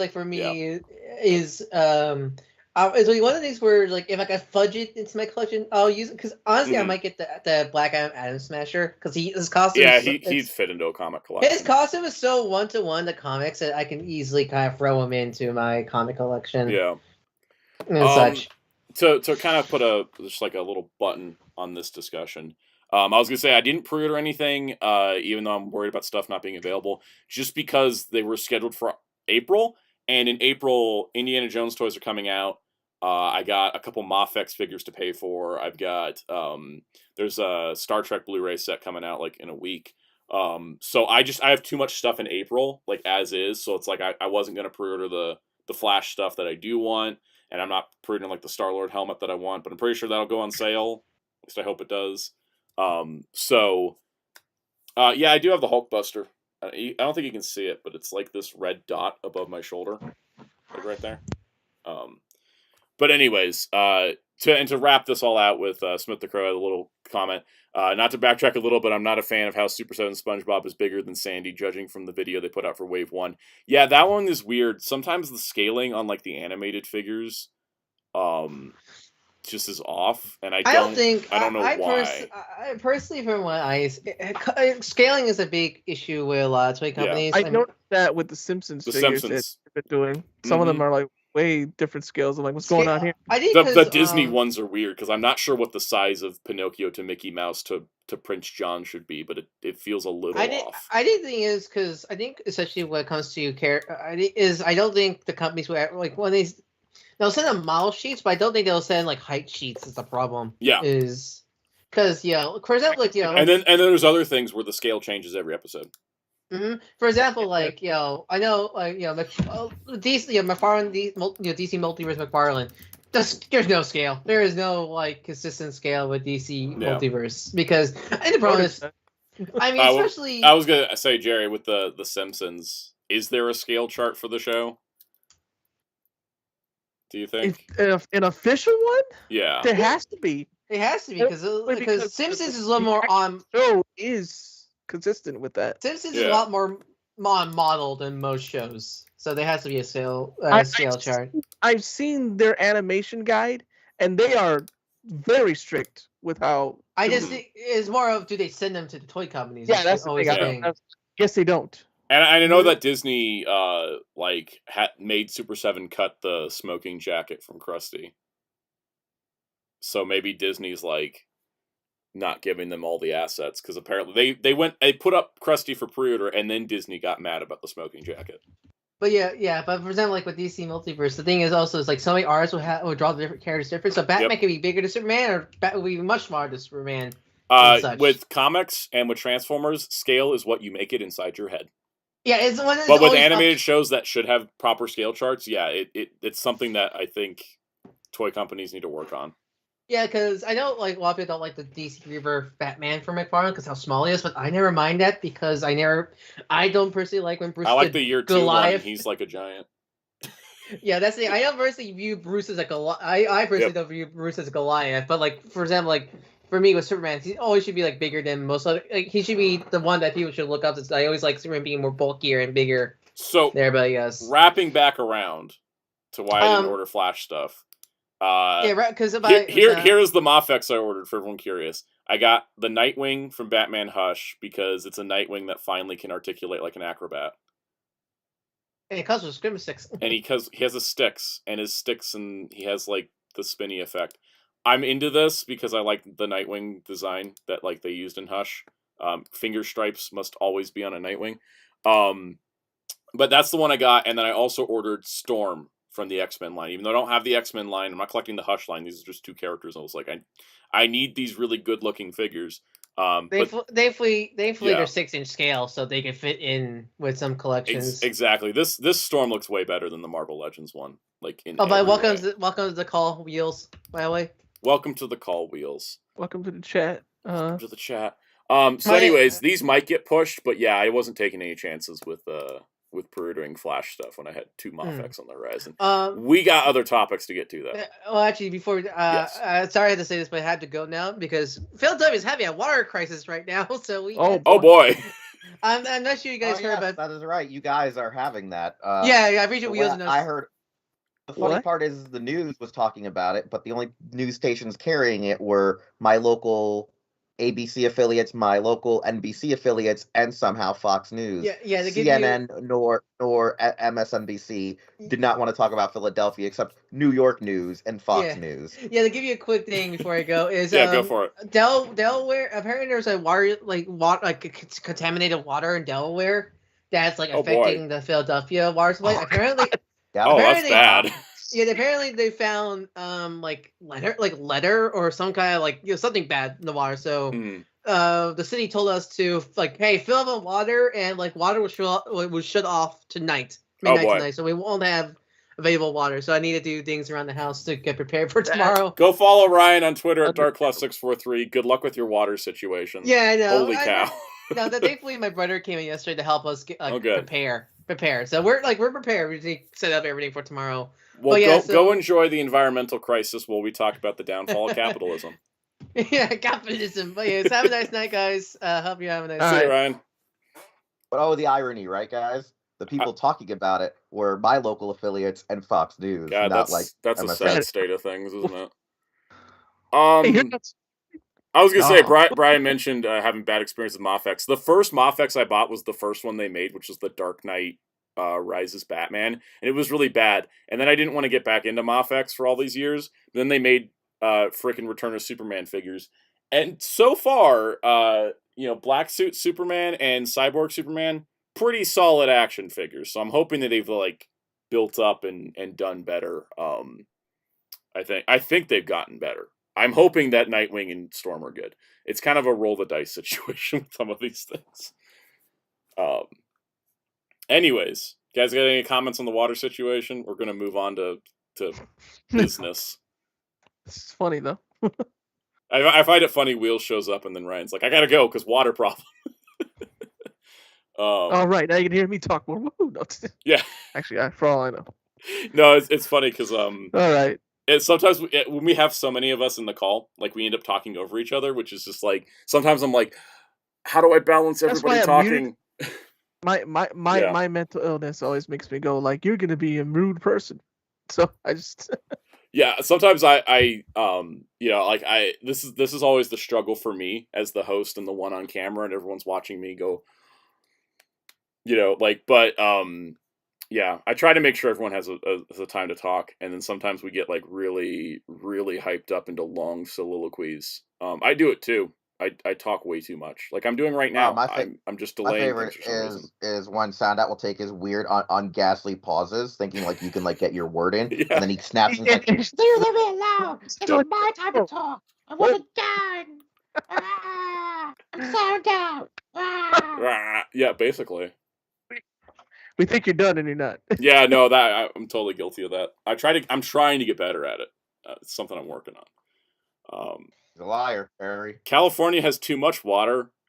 I'm in a drought. I mean, I've been in a drought for 22 years, but you know. I forget if my state is in a drought because I think we are. Yeah. Aren't we all in a drought? Because corporate mergers are evil. Let's talk about Funko and Mondo.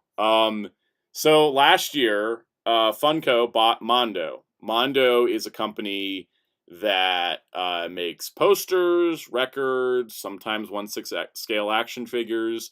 They actually made these two. Oh, there we go. I should full tilt up here. Now, if I can actually remember directions. There we go. These two Bill and Ted vinyls I own, like over here. I'm really bad at pointing. I apologize. This is awful.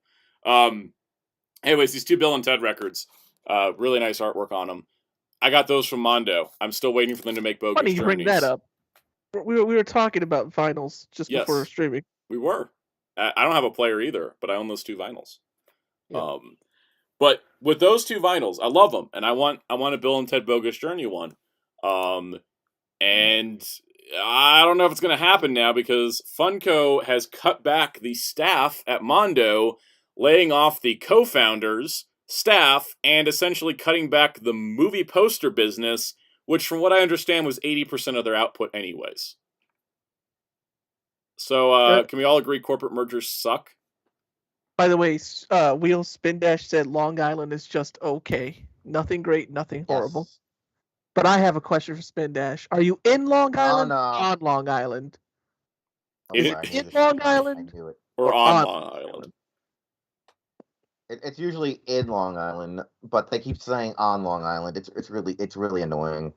It's a debate that we deal with for the end of time. Yep. Spin Dash says on. Capital O in. N on. It's always been in Long Island as a New Yorker. Yep. Josh says the people who live in Long Island say on when it's not an island. You're a peninsula. You're in. Josh says this is the same Funko. It's literally dumping tons of unsold product into garbage dumps. Yep. Same company. They're like, oh, no, our problem isn't that we put out 4 million Funko Pops a month. No, our problem is that we bought Mondo. Look, I'm not saying Alamo Drafthouse owning Mondo was the best thing either, but come on. Yes, I just realized what you're talking about now. Yes, that... Why would they do that? Really? This makes me sad because I like that Mondo was... I like Mondo's vibe, and I was so scared when Funko bought him, and I was right. Just like I was scared when Right Stuff was brought by Crunchyroll, and I was right. Your gut feeling really is correct. My gut feeling is this is a bad thing. Honestly, like... My favorite thing about this, though, is how I told Project last night, Funko is just new Beanie Baby, and I'm so happy it happened. It's not. It's worse than Beanie Baby. Beanie Baby's never damaged our environment. The thing is, if Beanie Babies came in and died out in like 3-4 years tops, Funko is going on 15. And they're just getting worse. And now they're starting to buy stuff and cut stuff like all the other companies. Long story short, corporations are evil. Right? What I do hate about Funko is whenever I go to my local Walmart, all I see are Funko and none of the other collectibles that our friend Starchild chose us at his Walmart has. My comic shop has like a back stock area that's just Funko because that's what people trade in. Same thing with the local toy store near me, yeah. Mm-hmm. A lot of Funko Pops in a lot of collector shops because... Mr. Crow said Funko undoes Hasbro's progress on being environmentally friendly. Honestly, though. And Hasbro's undoing their progress by killing 1,000 more trees with every toy. They're like, hey, we saved plastic from landfills. Are you happy? To make the cardboard, we need to cut these trees down, though. Right. We got cardboard and tissue paper bags to make. God. Yeah. Anyways, I don't have any upsides to this. Mondo, if you're gonna die, please give me my Bill and Ted's Bogus Journey vinyl before you do. That's all I want.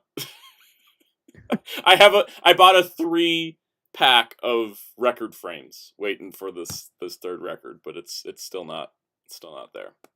All right, let's talk about let's go from complaining about one corporation to another. You ready to bitch about Hasbro with me? All right. Oh, I put this in the title. All right. Gamer. So, as you guys may remember from a few weeks ago, they put up a Marvel Legends Gamerverse Spider-Man on fan channel sites for $35. And the fun part is how there is no new molding, all the accessories are reused. He only comes with 2 extra hands, being a open and a fist, to go with his fist and a thwip. And Fist and a thwip. Fist and a thwip. $35. I'm assuming just because of paint or something, but 35 seems insane, right? Like, we all agree that this price point's just kind of that's a little dumb. much for just two hands and some. Yeah, Smith like the Crow mentions $25. the colors are off too. Yeah, they are. That blue Yep. is wrong. That blue is way wrong, and the red. Exactly. Actually, all of it. So The blue stood out to me more. it stood out. Like, legitimately, it's 35. All right. And Zeltrax, I am burned about complaining about Hasbro, but are you glad I'm complaining about Marvel and not Power Rangers? I mean, here's the other thing. I want to complain about Power Rangers. I don't want to talk about Power Rangers.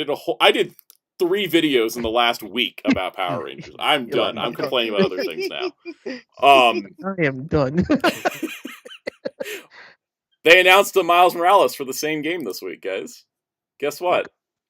He comes $35. He's 25, comes with a cat, 6 hands, and has brand new sculpted arms. He looks better, is cheaper, and has more accessories. Huh. Why is Peter $10 more? What is wrong with this picture, guys? Privilege. About it. Peter privilege. Peter privilege. That sounds about right. I have Check the your previous Peter one. I privilege. don't need this one. I have that cat mold, but like, why would it? These are like not equivalent. Can I do multiple You're done, tabs? guys. Check your Peter privilege. Because Peter got a doctorate. Yeah, but then he got it taken away because he plagiarized off Otto Octavius. Just kidding. Right. Otto plagiarized off himself.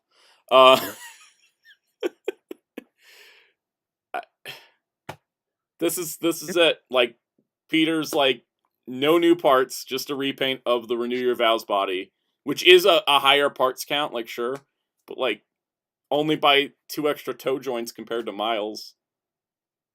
Guys, what is going on? The flip. The thwip.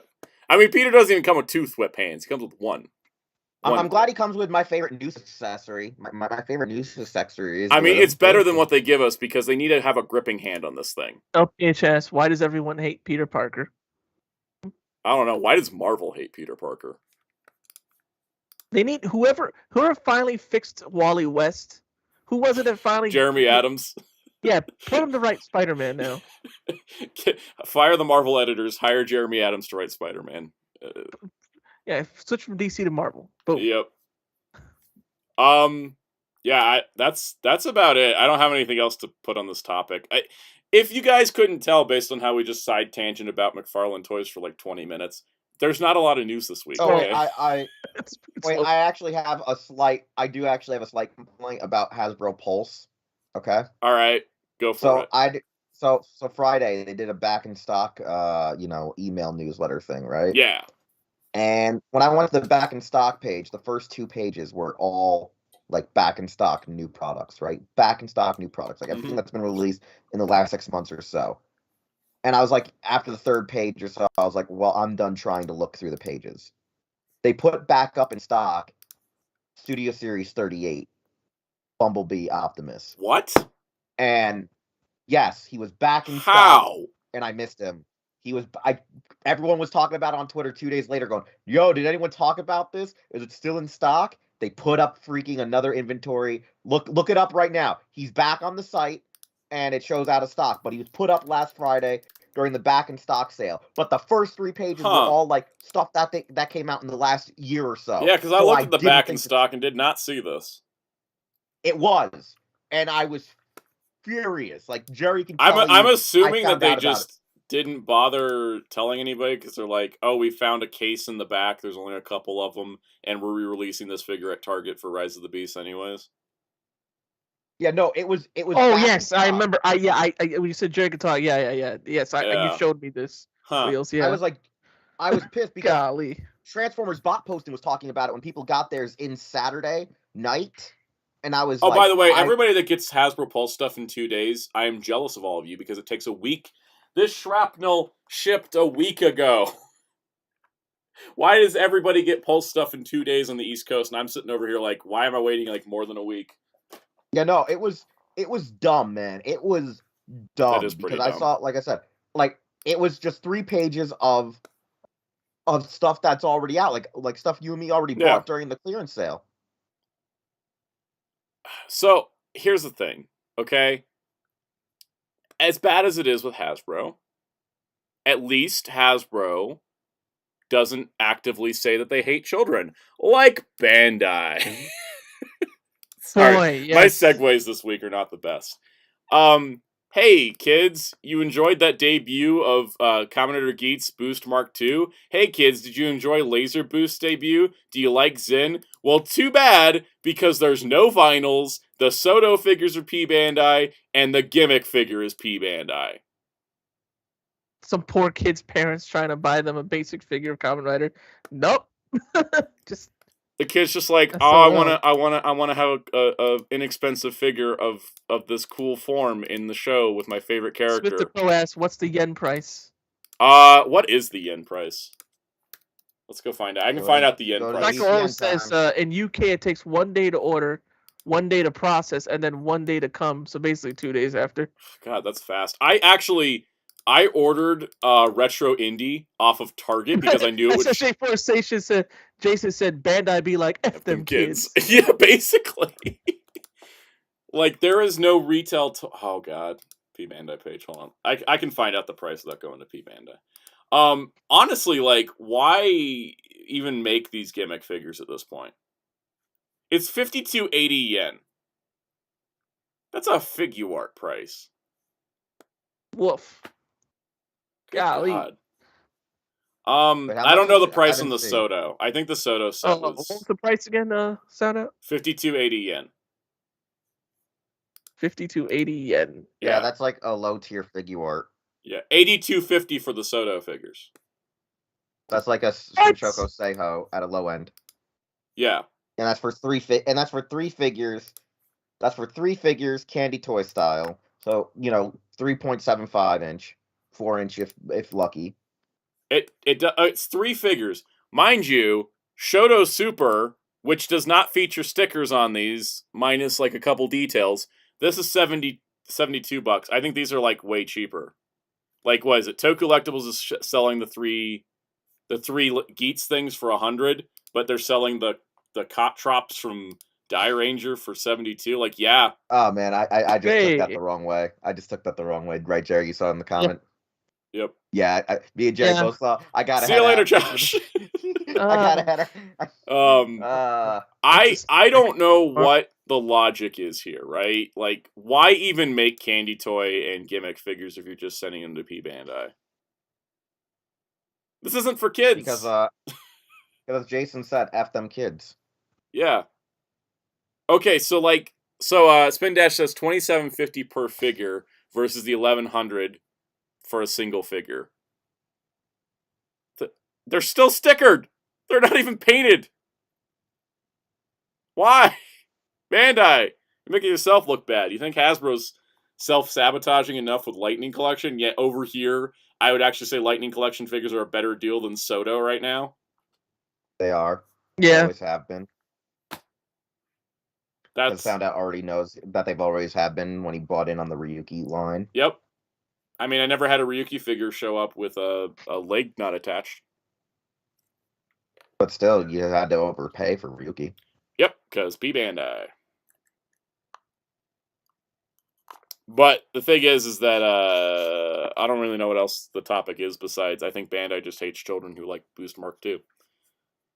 I think Bandai just hates people. Yeah, because like the thing is that exactly. Legitimately, like the figure arts are going to be P Bandai, obviously. So there's no retail figures. Here's a solid question. Also, adding to that, this is the 5th P Bandai Revolve Change release. Why even have this line? What is the point? It's supposed to be the budget line for kids. Why even make it if most of it's P Bandai? All right, what's your question? Okay, so is the Cyclone for Shin Kamen Rider going to be exclusive or is it retail? It's P Bandai. Okay, here's the real question. Are we going to have it because of licensing issues, like with the freaking black belt bike? I don't think we're getting it. Yeah, I was going to say, because we didn't get the freaking black bike because of licensing issues with the motorcycle company. Yeah. Because I was checking P Bandai today, and I was like, assuming they even make the figure arts. Well, they're making it. They have the actual figure arts bike is up in Japan.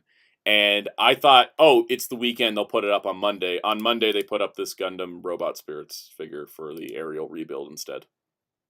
So, but they also haven't put up the Ultimate D-Arc, and I think they're not going to because of AIM. Because of what? AIM. Musical artist AIM. Why? Because she has 2 songs on this Digivice, and she didn't have any on the previous ones, and that's why I think it's a music block.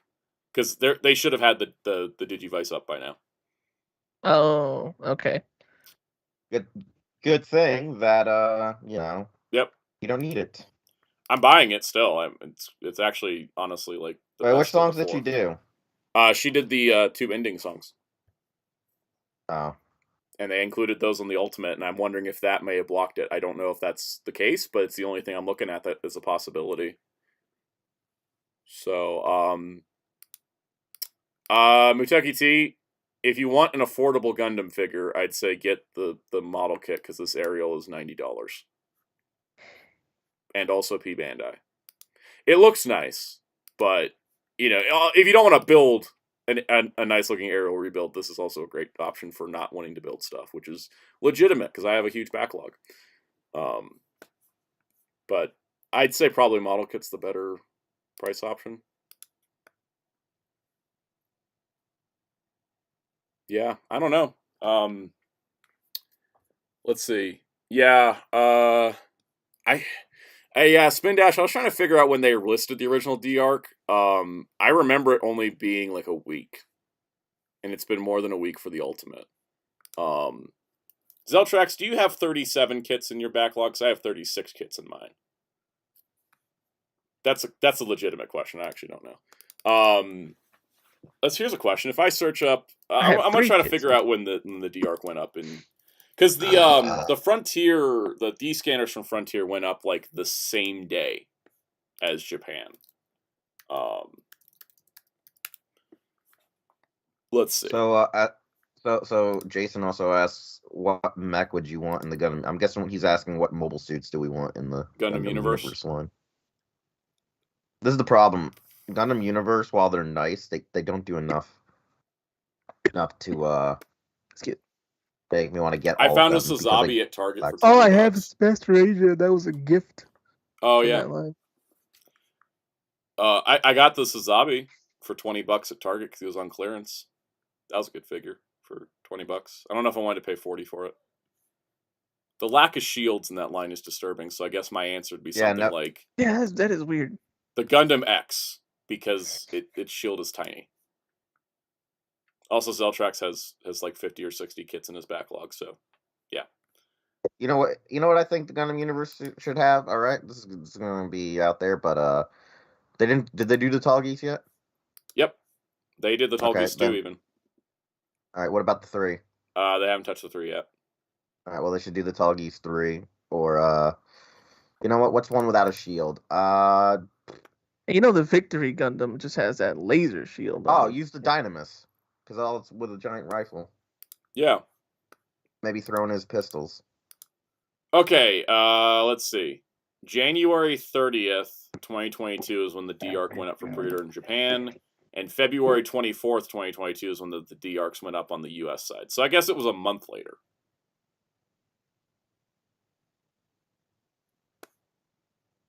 I don't know if I'm going to wait a whole, because if I wait another like 3 weeks, the thing could be, because the pre-orders close in Japan for the Ultimate at the end of April, so I'm kind of like, do I want to wait it out?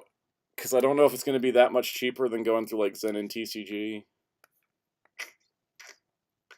SS4 Jason also brings up a good point about a figurize Hikari into Tsurugi. That is correct. That's genius. Why would I want to buy a whole nother freaking kit for it? Yeah, no, that's actually really smart. But it also better come with his doctorate of being, the head CEO of like Bandai and shit. Like, I want to see like his contracts and all that stuff. Mm-hmm. It comes to the toy lines as the meme state that, if you want to blame the toy lines, blame it on Hikari. Yep. Kamen Jojo says Gundam Thunderbolt manga is the only part of the franchise I experience. You know what? That thing works better when you haven't seen more Gundam. Thunderbolt is, I love it as is, but it's really goofy with the timeline, and if you don't know the timeline, it makes everything better. So legitimately, that's a good move. Psycho O's did bring up a good point. We talked about this the other day. Psycho said, Soundout 3 months ago, Bandai is trying to phase out SHF. Bandai, change teams. Legitimately, that video aged like milk. Like, the second I put it out, Bandai was like, yeah, let's invest in Figuarts again.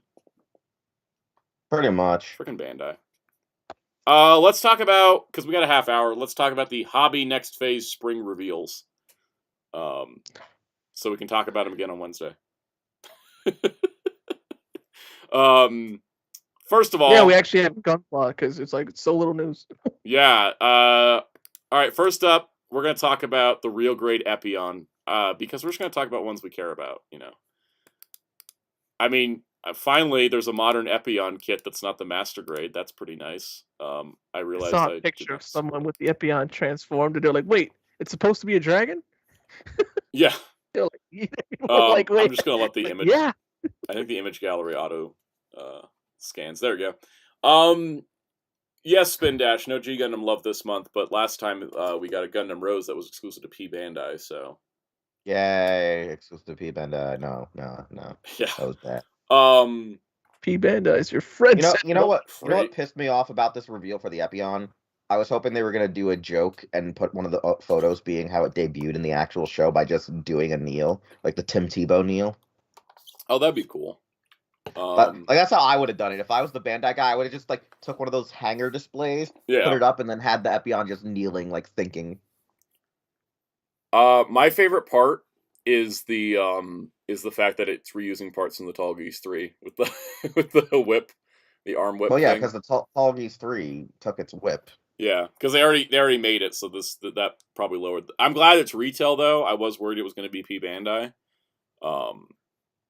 So it's nice. I think it's supposed to be the TV version. Yeah, it's TV. Yeah, it's TV. It's not EW. Because the real grade line, even though I hate wings. Yeah, the real grade wing kits used to be EW, but then they switched to TV, starting with the TV wing. Because somehow they finally figured out that the international market actually really wants TV versions, even though like most people in America really love Endless Waltz. They don't all love Endless Waltz designs. They don't all love the manga designs because they were using a lot of the manga designs for like the wing and the ones that weren't in the anime. It looks good. I'm gonna get it because I've been collecting the wing stuff for better or for worse.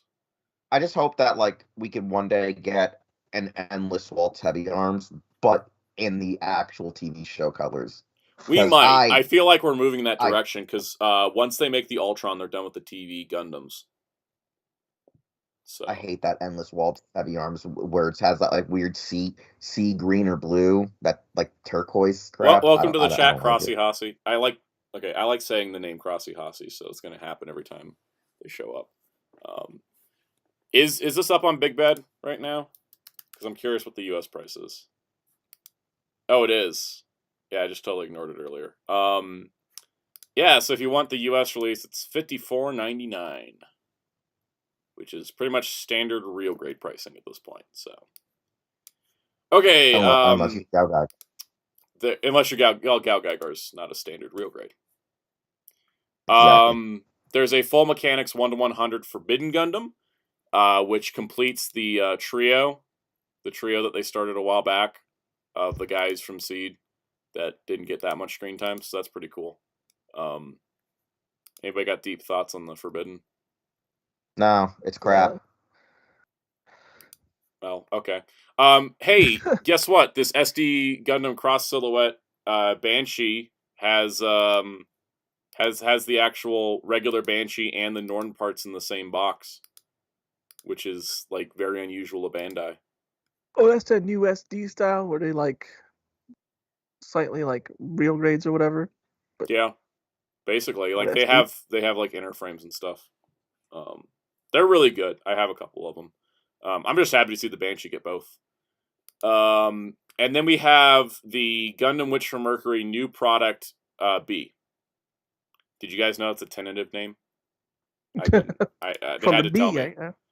They had to tell me it was tentative. I wasn't sure. New product B sounds like it could be a Gundam name. Yeah, no. Then there's some other thing. There's a new figurized standard Vegeta. That thing looks weird. It's his face. Unfortunately, looks ugly as hell. Beat with the ugly stick. This is also a 3D render and not the actual kit. Like they redesigned the body to work. The body's fine, but yeah, take off the head. Yeah, that face, man. Switch the head.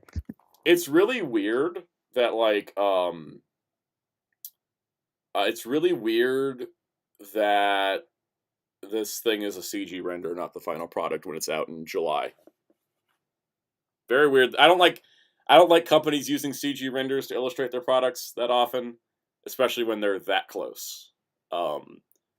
Real quick, Crossiosity, we did talk about Rat King.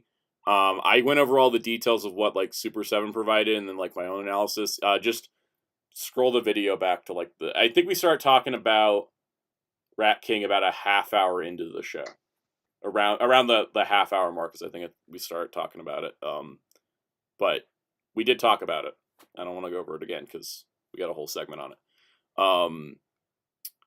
What else was related to... Jason mentioned pink shirt Vegeta would be a cool kit. That would be bad. Funny. We need the bad man shirt. It matches the Bulma dress. Also, the Bulma. CG, instead of the actual figure, it makes me go like, man, that means it's gonna look even worse, isn't it? Probably. When you actually pick it up. Yeah, I'm not sure about this, but yeah, moving on. Figurized, standard, amplified, Exodia, the forbidden one. This looks rad. I don't have room for it, but it looks rad. This thing's all right. This thing's like 9 inches tall. Something like that. It's huge. Like I brought up on Wednesday's show. A lot of people just want regular amplified. Like they're getting really annoyed that they're doing. They want regular figurized standard. Yeah, a lot of people say like, why does amplified even need to be made? It's like not. A lot of people, even in Japan, supposedly aren't really in love with the amplified line. I think the reason why they did amplified. Want... If I'm going to be honest, I think the reason why they did amplified is because there's so many Yu-Gi-Oh things that use the animation style, and I think Bandai wanted to stand out. Yeah, but I see a lot of people who are just like, we don't even have actual like articulated figures for these in general, so use the actual Yu-Gi-Oh design because you're in a sense detouring or detracting. Could it be licensing with another company causing the problem? Maybe, but they still make statues and other stuff like that. There's no actual figurines. Oh yeah, they're totally making this because they can make a black Exodia Necros. That's for sure. I think it looks cool, but I'm just not gonna get it. Like the blue eyes also is just huge too. Like the blue eyes at least looks like alternative dragon, at least the actual card. But let's talk about a thing I already ordered because of course I did. It's Black Orc Greymon. Techie T reminded me of Figma. He said Figma got a Dark Magician girl. Yes, I actually do have that. It's a pretty good figure. She comes with alternate legs, so she could be like, instead of her knees articulating. Exodia Necros would be cool. Yeah. This Black War Greymon, I think we all knew was coming. Yeah, look at him. He looks good though. I like him. Steve Bloom, right? Steve Bloom. It still looks like you have to do the arm mod. It was Steve Bloom, right? Which, it was. Okay. Lex Lang was normal War Greymon. Steve Bloom was Black War Greymon. The cool part is that like they remolded the back plates to not have the courage symbol in, which I knew they would do that because the original War Greymon kit, the back plates are like on their own runner, so all they had to do was swap one runner and then recolor the rest. I'm looking forward to this. They also now need to reissue regular War Greymon because of this. He'll probably come out again. Yeah. Hopefully.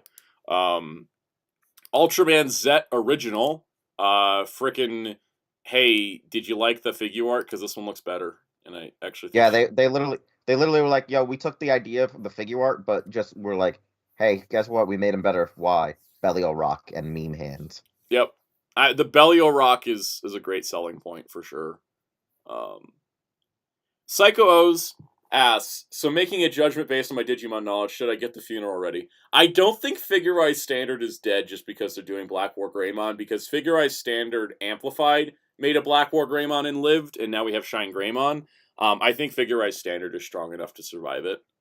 Black War Greymon did kill 3 lines in a row, but that was in the Tamashii Nations division, not the Hobby division. The Hobby division somehow survives the curses. Case in point, here's Zet with his articulated stuff.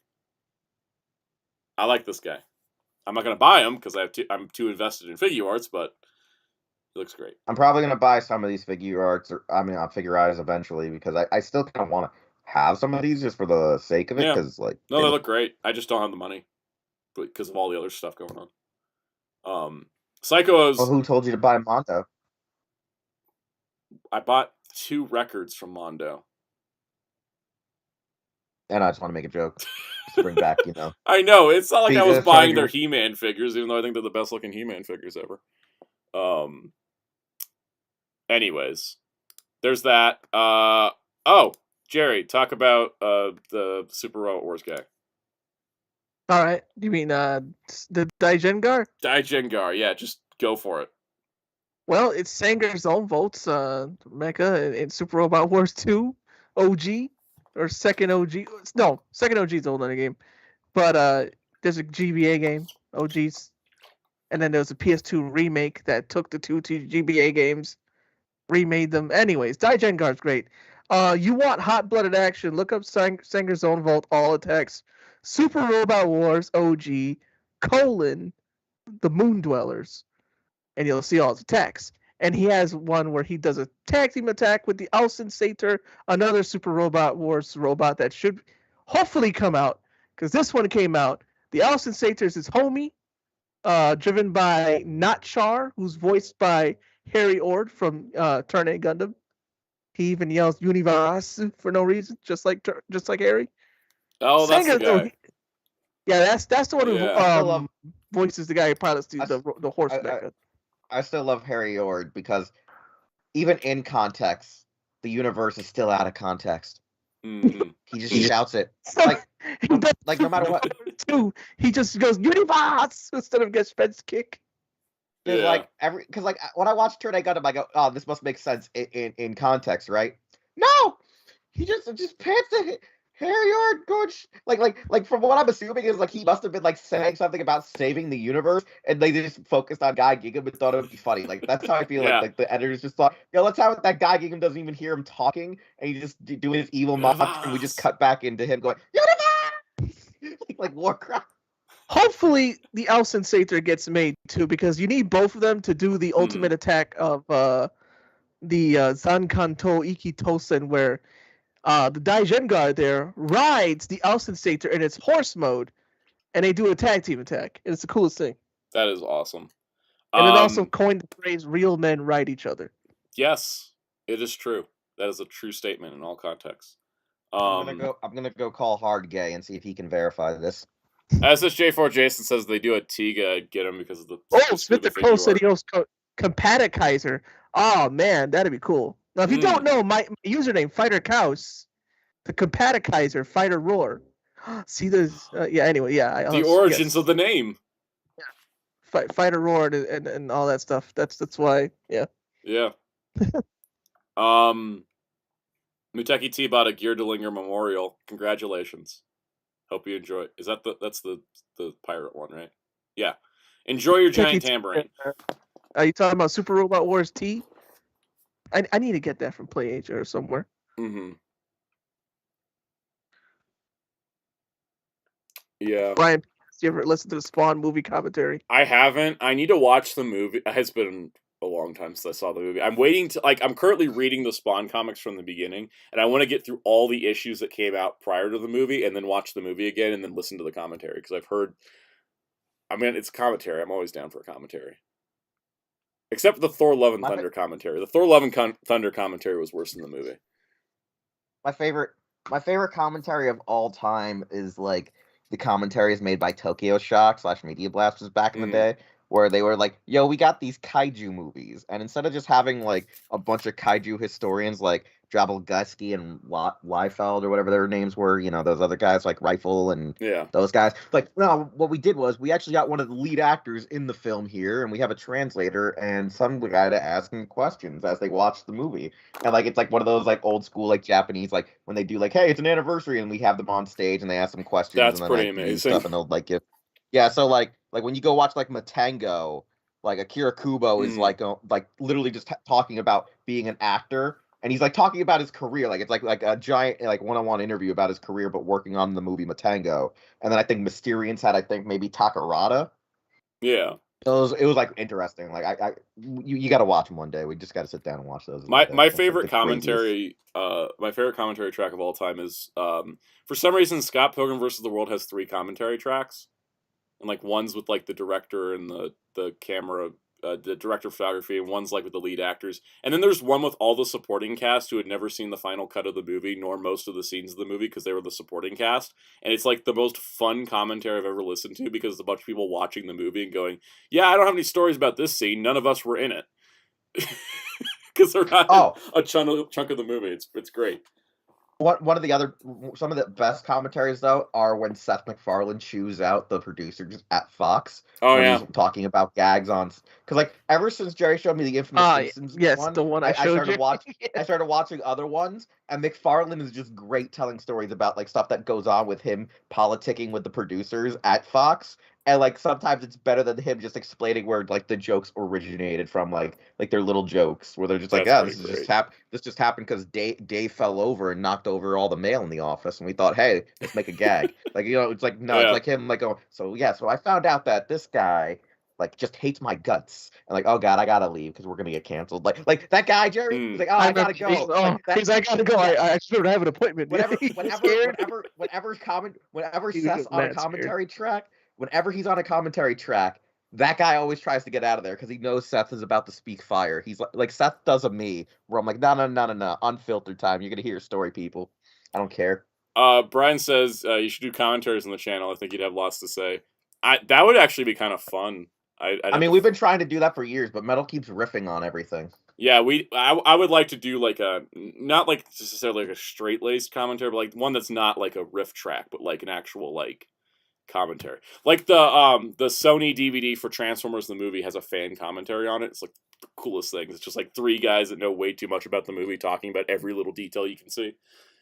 That I would love to. I'm gonna put that in the ideas list. I'm just gonna put that down as like explore commentaries as an idea.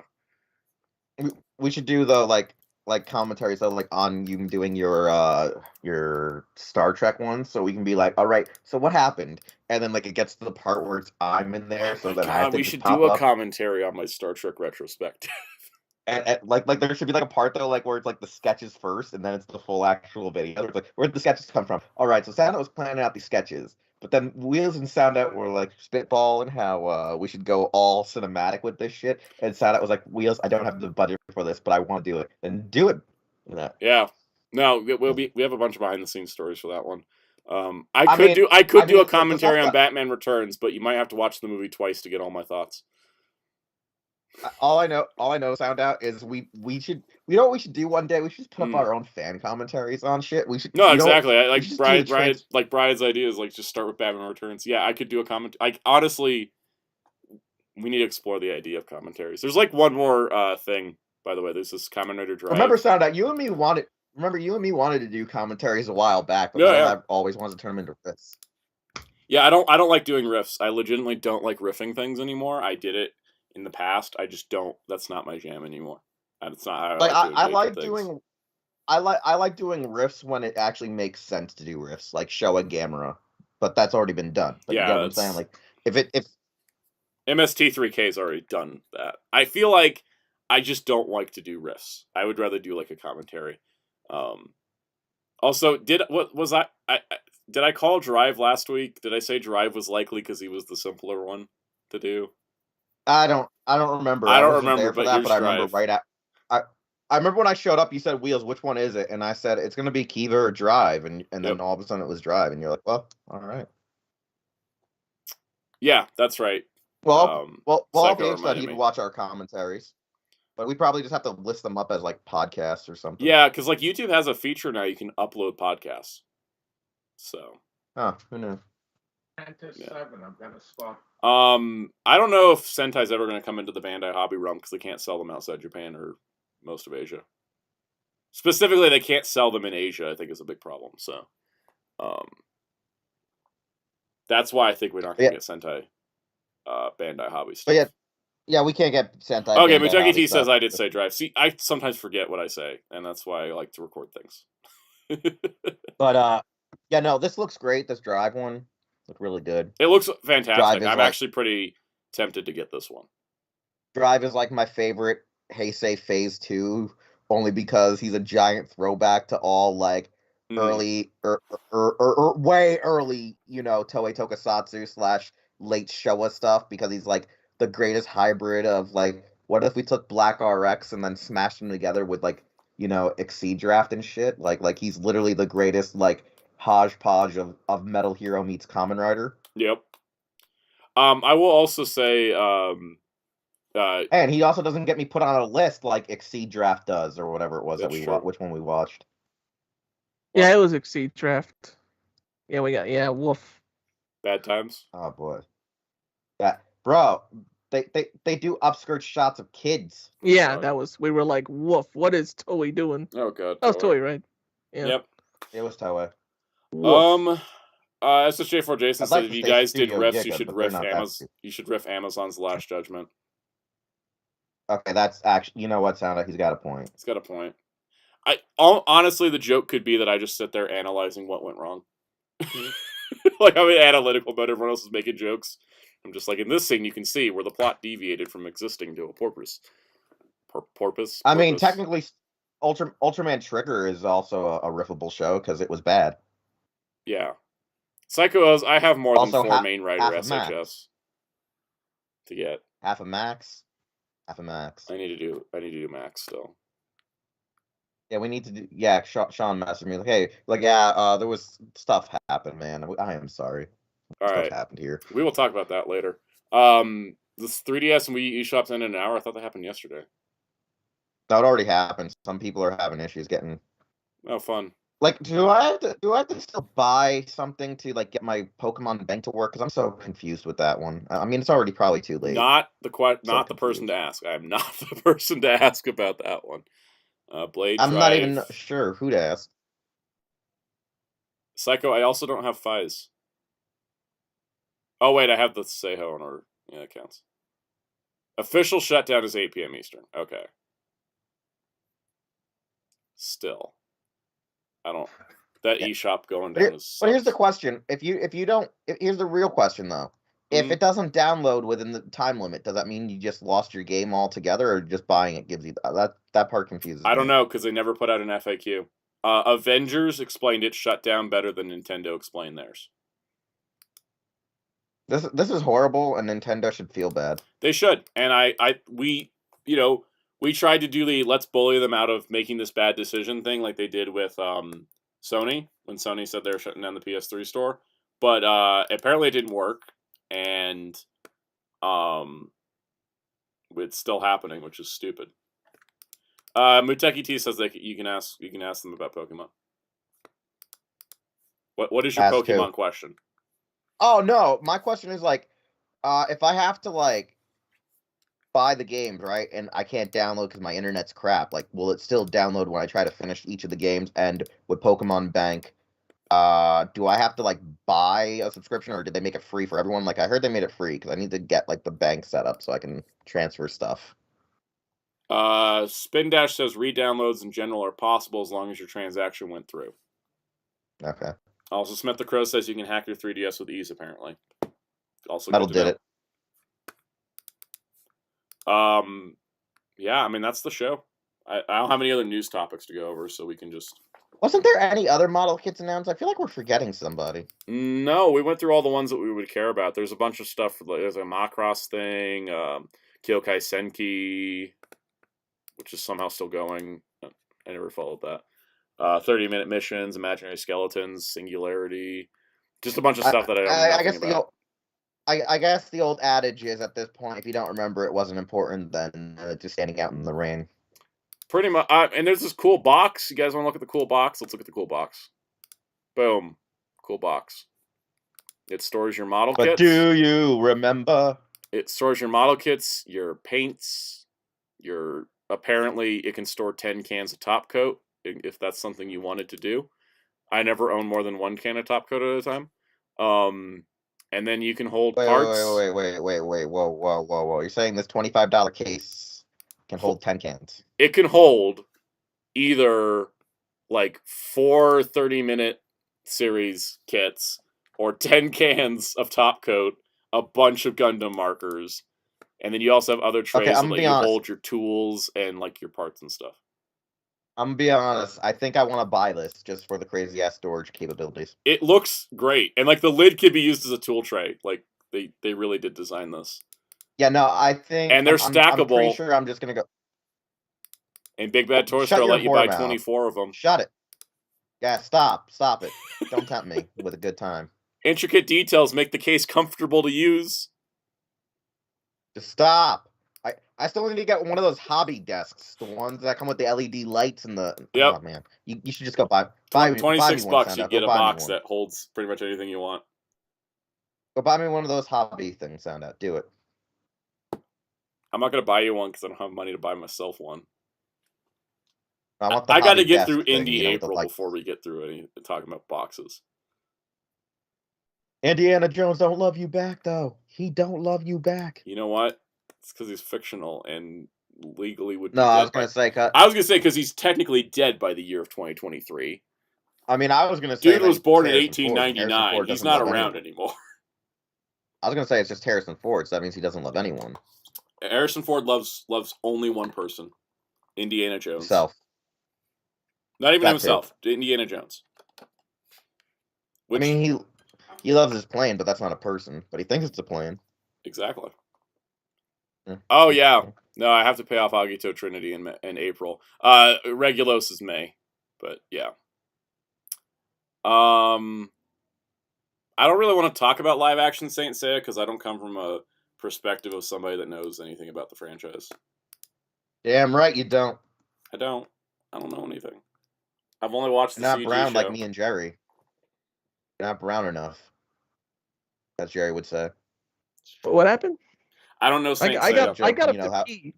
And then like... Oh, no. I said you ain't brown enough, Soundout, because you don't have that brown soul like me and Jerry. Oh. Where we bleed Saint Seiya. Oh, yeah, right. Yep. I do know my Dragon Ball, though. Kamen JoJo, I haven't seen it, but I don't think we could even legally talk about it because of YouTube restrictions. Wait, what? Just go look at the comments. I can't say it on stream. Oh yeah, no. We have. I haven't, and yeah. But I don't think we could talk about it because of YouTube. Funny story though.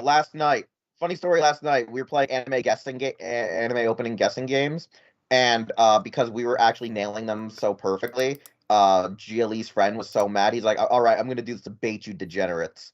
And I was like, "What are you gonna do? Try to play redo a healer?" And he got so mad that I figured him out.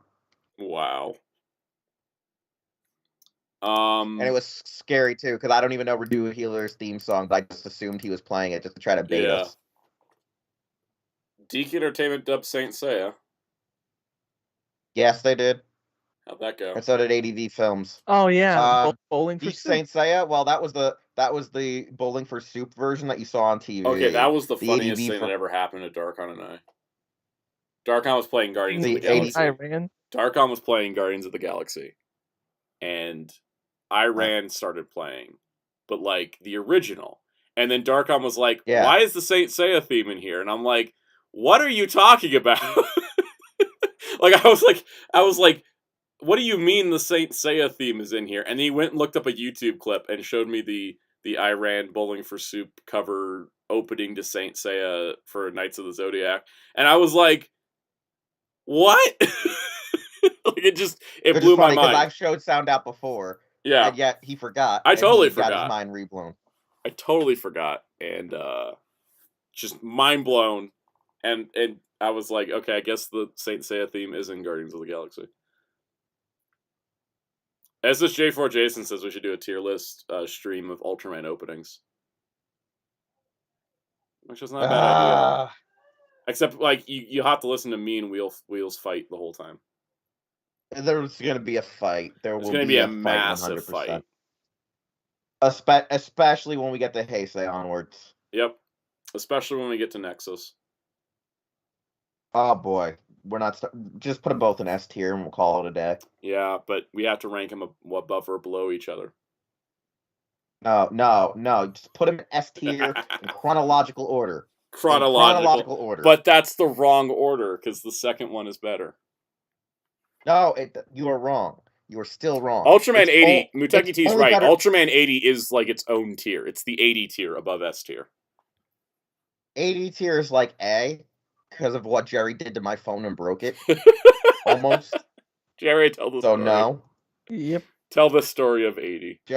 So I was watching Ultraman 80, and I was like, hey, let me show Wheels that I'm finally getting into Ultraman, Yeah.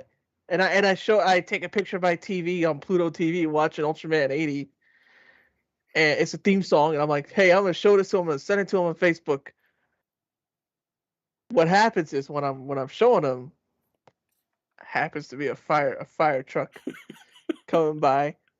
I'm just recording it normally. I send it to Wheels. Wheels opens it, and apparently he couldn't hear Ultraman 80 because he couldn't hear much of anything after just opening. Oh, Jerry said me that he's watching Ultraman. I was like, oh god! And it messed up my speakers for like a solid minute. For like a solid minute, the sound was so loud that it like almost I thought blew out my speakers, and I was like, "Son of a bitch, broke my phone." That's too good. And the thing is, I know Psycho was like, "This Wheels like the children chanting songs." 60-40. It depends. It really depends. Oh yeah, on a lot of old anime did that. Me and you were talking about that. I was gonna say, I will do a tier list of Kamen Rider shows when I watch Faiz Blade, Kabuto, and Ghost. Because at this point, I have 4 left. I might as well just finish it. Not in my timeline. What is not in your timeline? So half of those shows don't exist. Not in my timeline. That's true, yeah. I'm technically done according to your timeline. Yeah, exactly. We didn't talk about MMPR Once and Always because we talked about it a lot last Wednesday on the Hero Club weekly stream, and I got really burned out talking about Power Rangers like last week, and so this week I'm just kind of like, no Power Rangers. Mostly because of like Hasbro QC stuff. I was just like, I don't want to talk about Power Rangers. I think the trailer looks great. I'm excited to see it. I'm gonna do the casual, usual shameless YouTuber thing, and totally have content go up on the channel that will relate to the thing coming out April 19th. Mighty Morphin Power Rangers Once and Always. I will. I'm actually planning 2 videos that week to go up with the special, so that'll be fun. Psycho has asked if you saw the video. It's probably still on Facebook, right? What video? The Ultraman 80 video. Oh, why? Does he want to have it to like get his eardrums blown out? Yes, I think he does. I think he wants to spring it on me when I'm unsuspecting one night. But yeah, no, because that thing was loud. Like, I mean, it was loud, bro. Like, Jerry's just like, no. Let me just not just pause it and just wait a second. Let me just keep recording while the fire engines. Yeah, and Jerry's like, he even says to me, Wheels, it wasn't that loud. I didn't think it was that loud, even though it's right next to his house is right next to the station. Jerry's like, it's not that loud. Also, Jerry then goes checks it on a phone speaker. Oh shit, he's right. It's loud.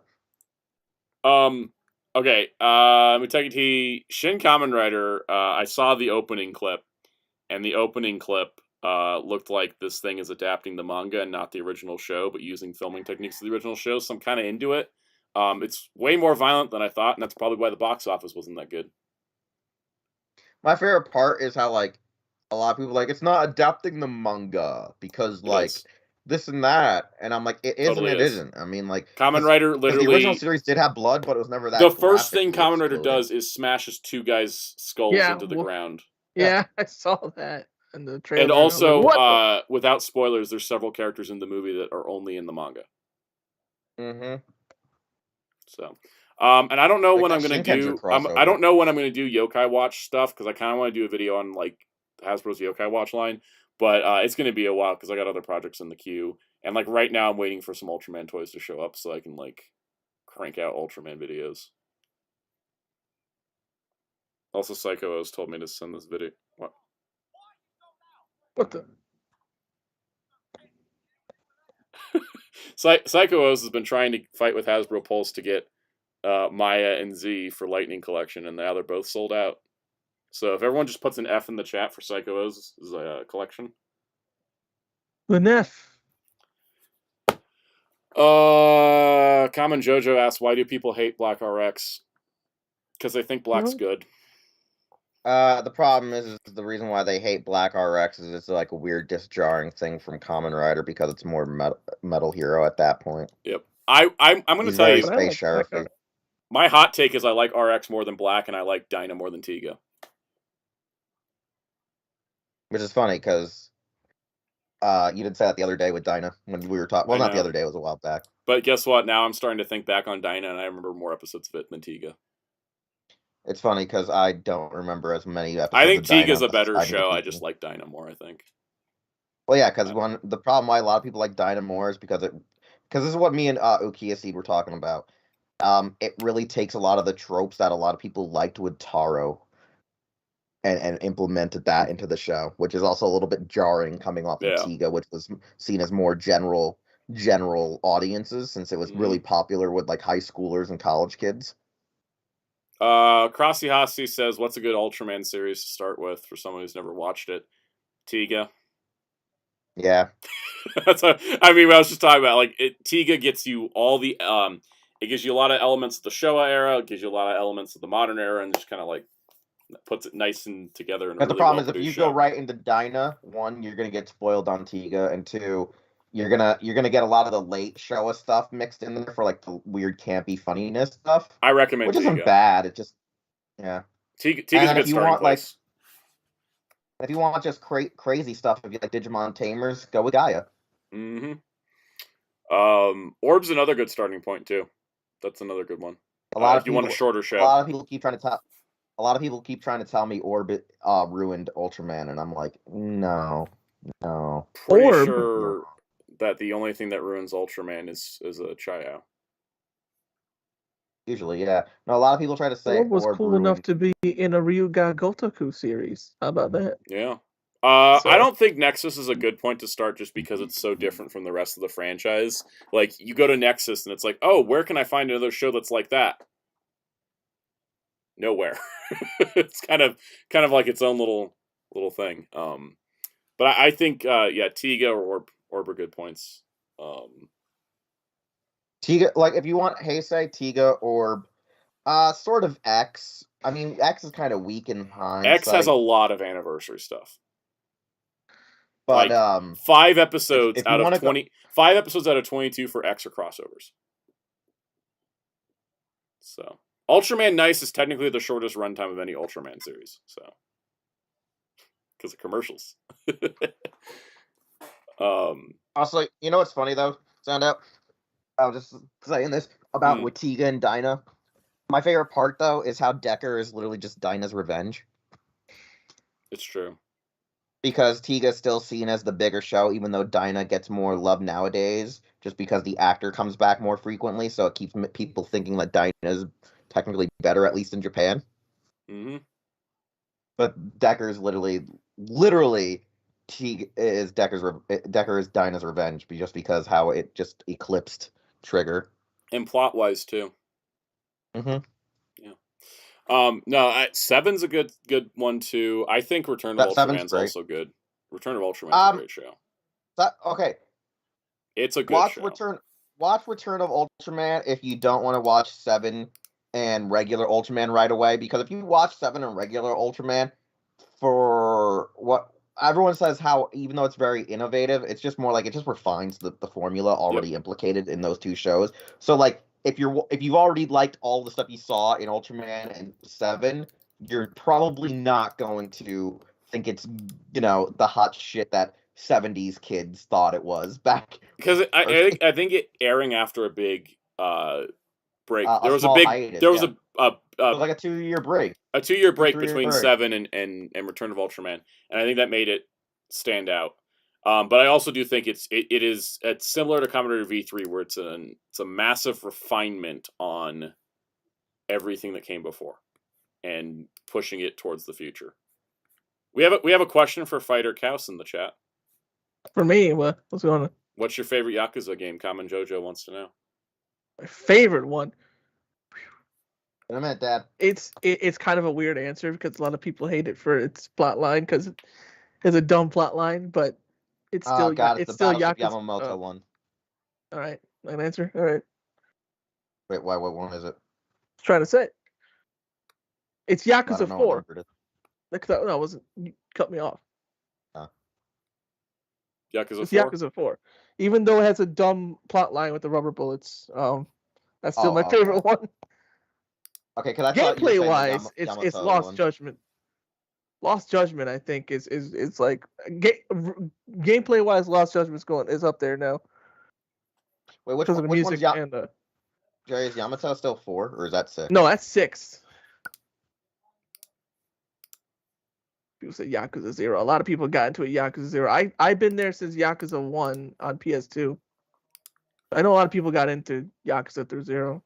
I like 0. There's none that I hate. I'll give you that much. I don't hate any of them. 7. Okay, I dunk on 7. But I like the story. SSJ4 Jason wants somebody to get run over by a Jeep in the next Ultra series. As a reference to Leo. Isekai? Oh, right. Oh, what if they did get Isekai? That'd be neat. That'd be pretty funny. That's how he gets it. You know what?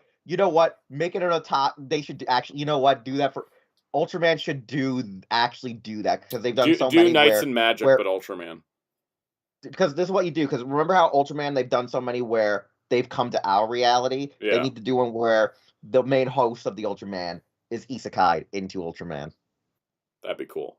And have it that he knows some of the things in advance. So like when they ask what's that monster, he's like, "Oh crap! It showed up in an episode and never was seen again." And they all stop and look at him like, "The fuck did you say?" Crossy Hossie, Beetleborgs VR Troopers got released by Shout Factory several years ago, but they're now out of print. Superhuman Samurai Cyber Squad got released through Mill Creek's Cookie Jar brand, and that's out of print. Tattoo Teenage Alien Fighters from Beverly Hills got a release. Ninja Turtles Exputation was a Shout Factor, which I think is out of print. And Masked Rider and Mystic Knights of Tir Nog never got releases and probably won't due to international company distributions. I just have that on the top of my head because I follow this stuff too closely. Spin Dash says the time I got reincarnated as a kaiju in the Ultra series. Oh, that'd be way worse. Maybe like the Yamcha one, like the Yamcha manga. The Yamcha one. Yep. That one's great because he's like, wait, what could be worse than this? Found out what's worse. Uteki T says there's a manga where a Red Ranger Sentai gets isekai. That sounds cool though. Oh god, what if Kingohger doesn't isekai into our world, but someone isekais into the Kingohger world and they become the Sixth Ranger? That'd be pretty funny. That would be great. I want that to happen. All right, I'm gonna grab dinner, guys. Cool. We're probably going to wrap the show because I just realized we're like 15 minutes over our normal ending time. This is a weird day. It's like one of those weird, like, there wasn't that much news, and yet somehow we're running longer because we're just chatting, which I appreciate. Do we got anything else going on? No. We'll talk about the death of Jiro Dan on Wednesday's stream. Yeah, we save depressing news about people's lives for the Wednesday stream. I talk about the depressing fall of everything we love. All right. Yeah. I'll be back. I'm just gonna grab dinner and be back. Have fun with dinner. I think we're good to call it here. What do you think, Cass? I think I agree. Cool. If you want more of whatever this is, tomorrow at 4 p.m. Eastern on the twitch.tv/FighterCows, we'll talk about multiverses. and stuff in video games. Multiverses and more Yakuza stuff. PAX East, is that what the... PAX East, yep. Yeah. All kinds of stuff tomorrow. And I took notes this time, so we won't forget to talk about this stuff tomorrow like we usually are. Like, wait, wasn't there something we were supposed to talk about? I actually have notes this time. So... That's something I'm gonna ask Alex to do for me. I'm like, yo, Alex, could you make notes of whatever Make news we notes got every about time Tuesday? we mention something.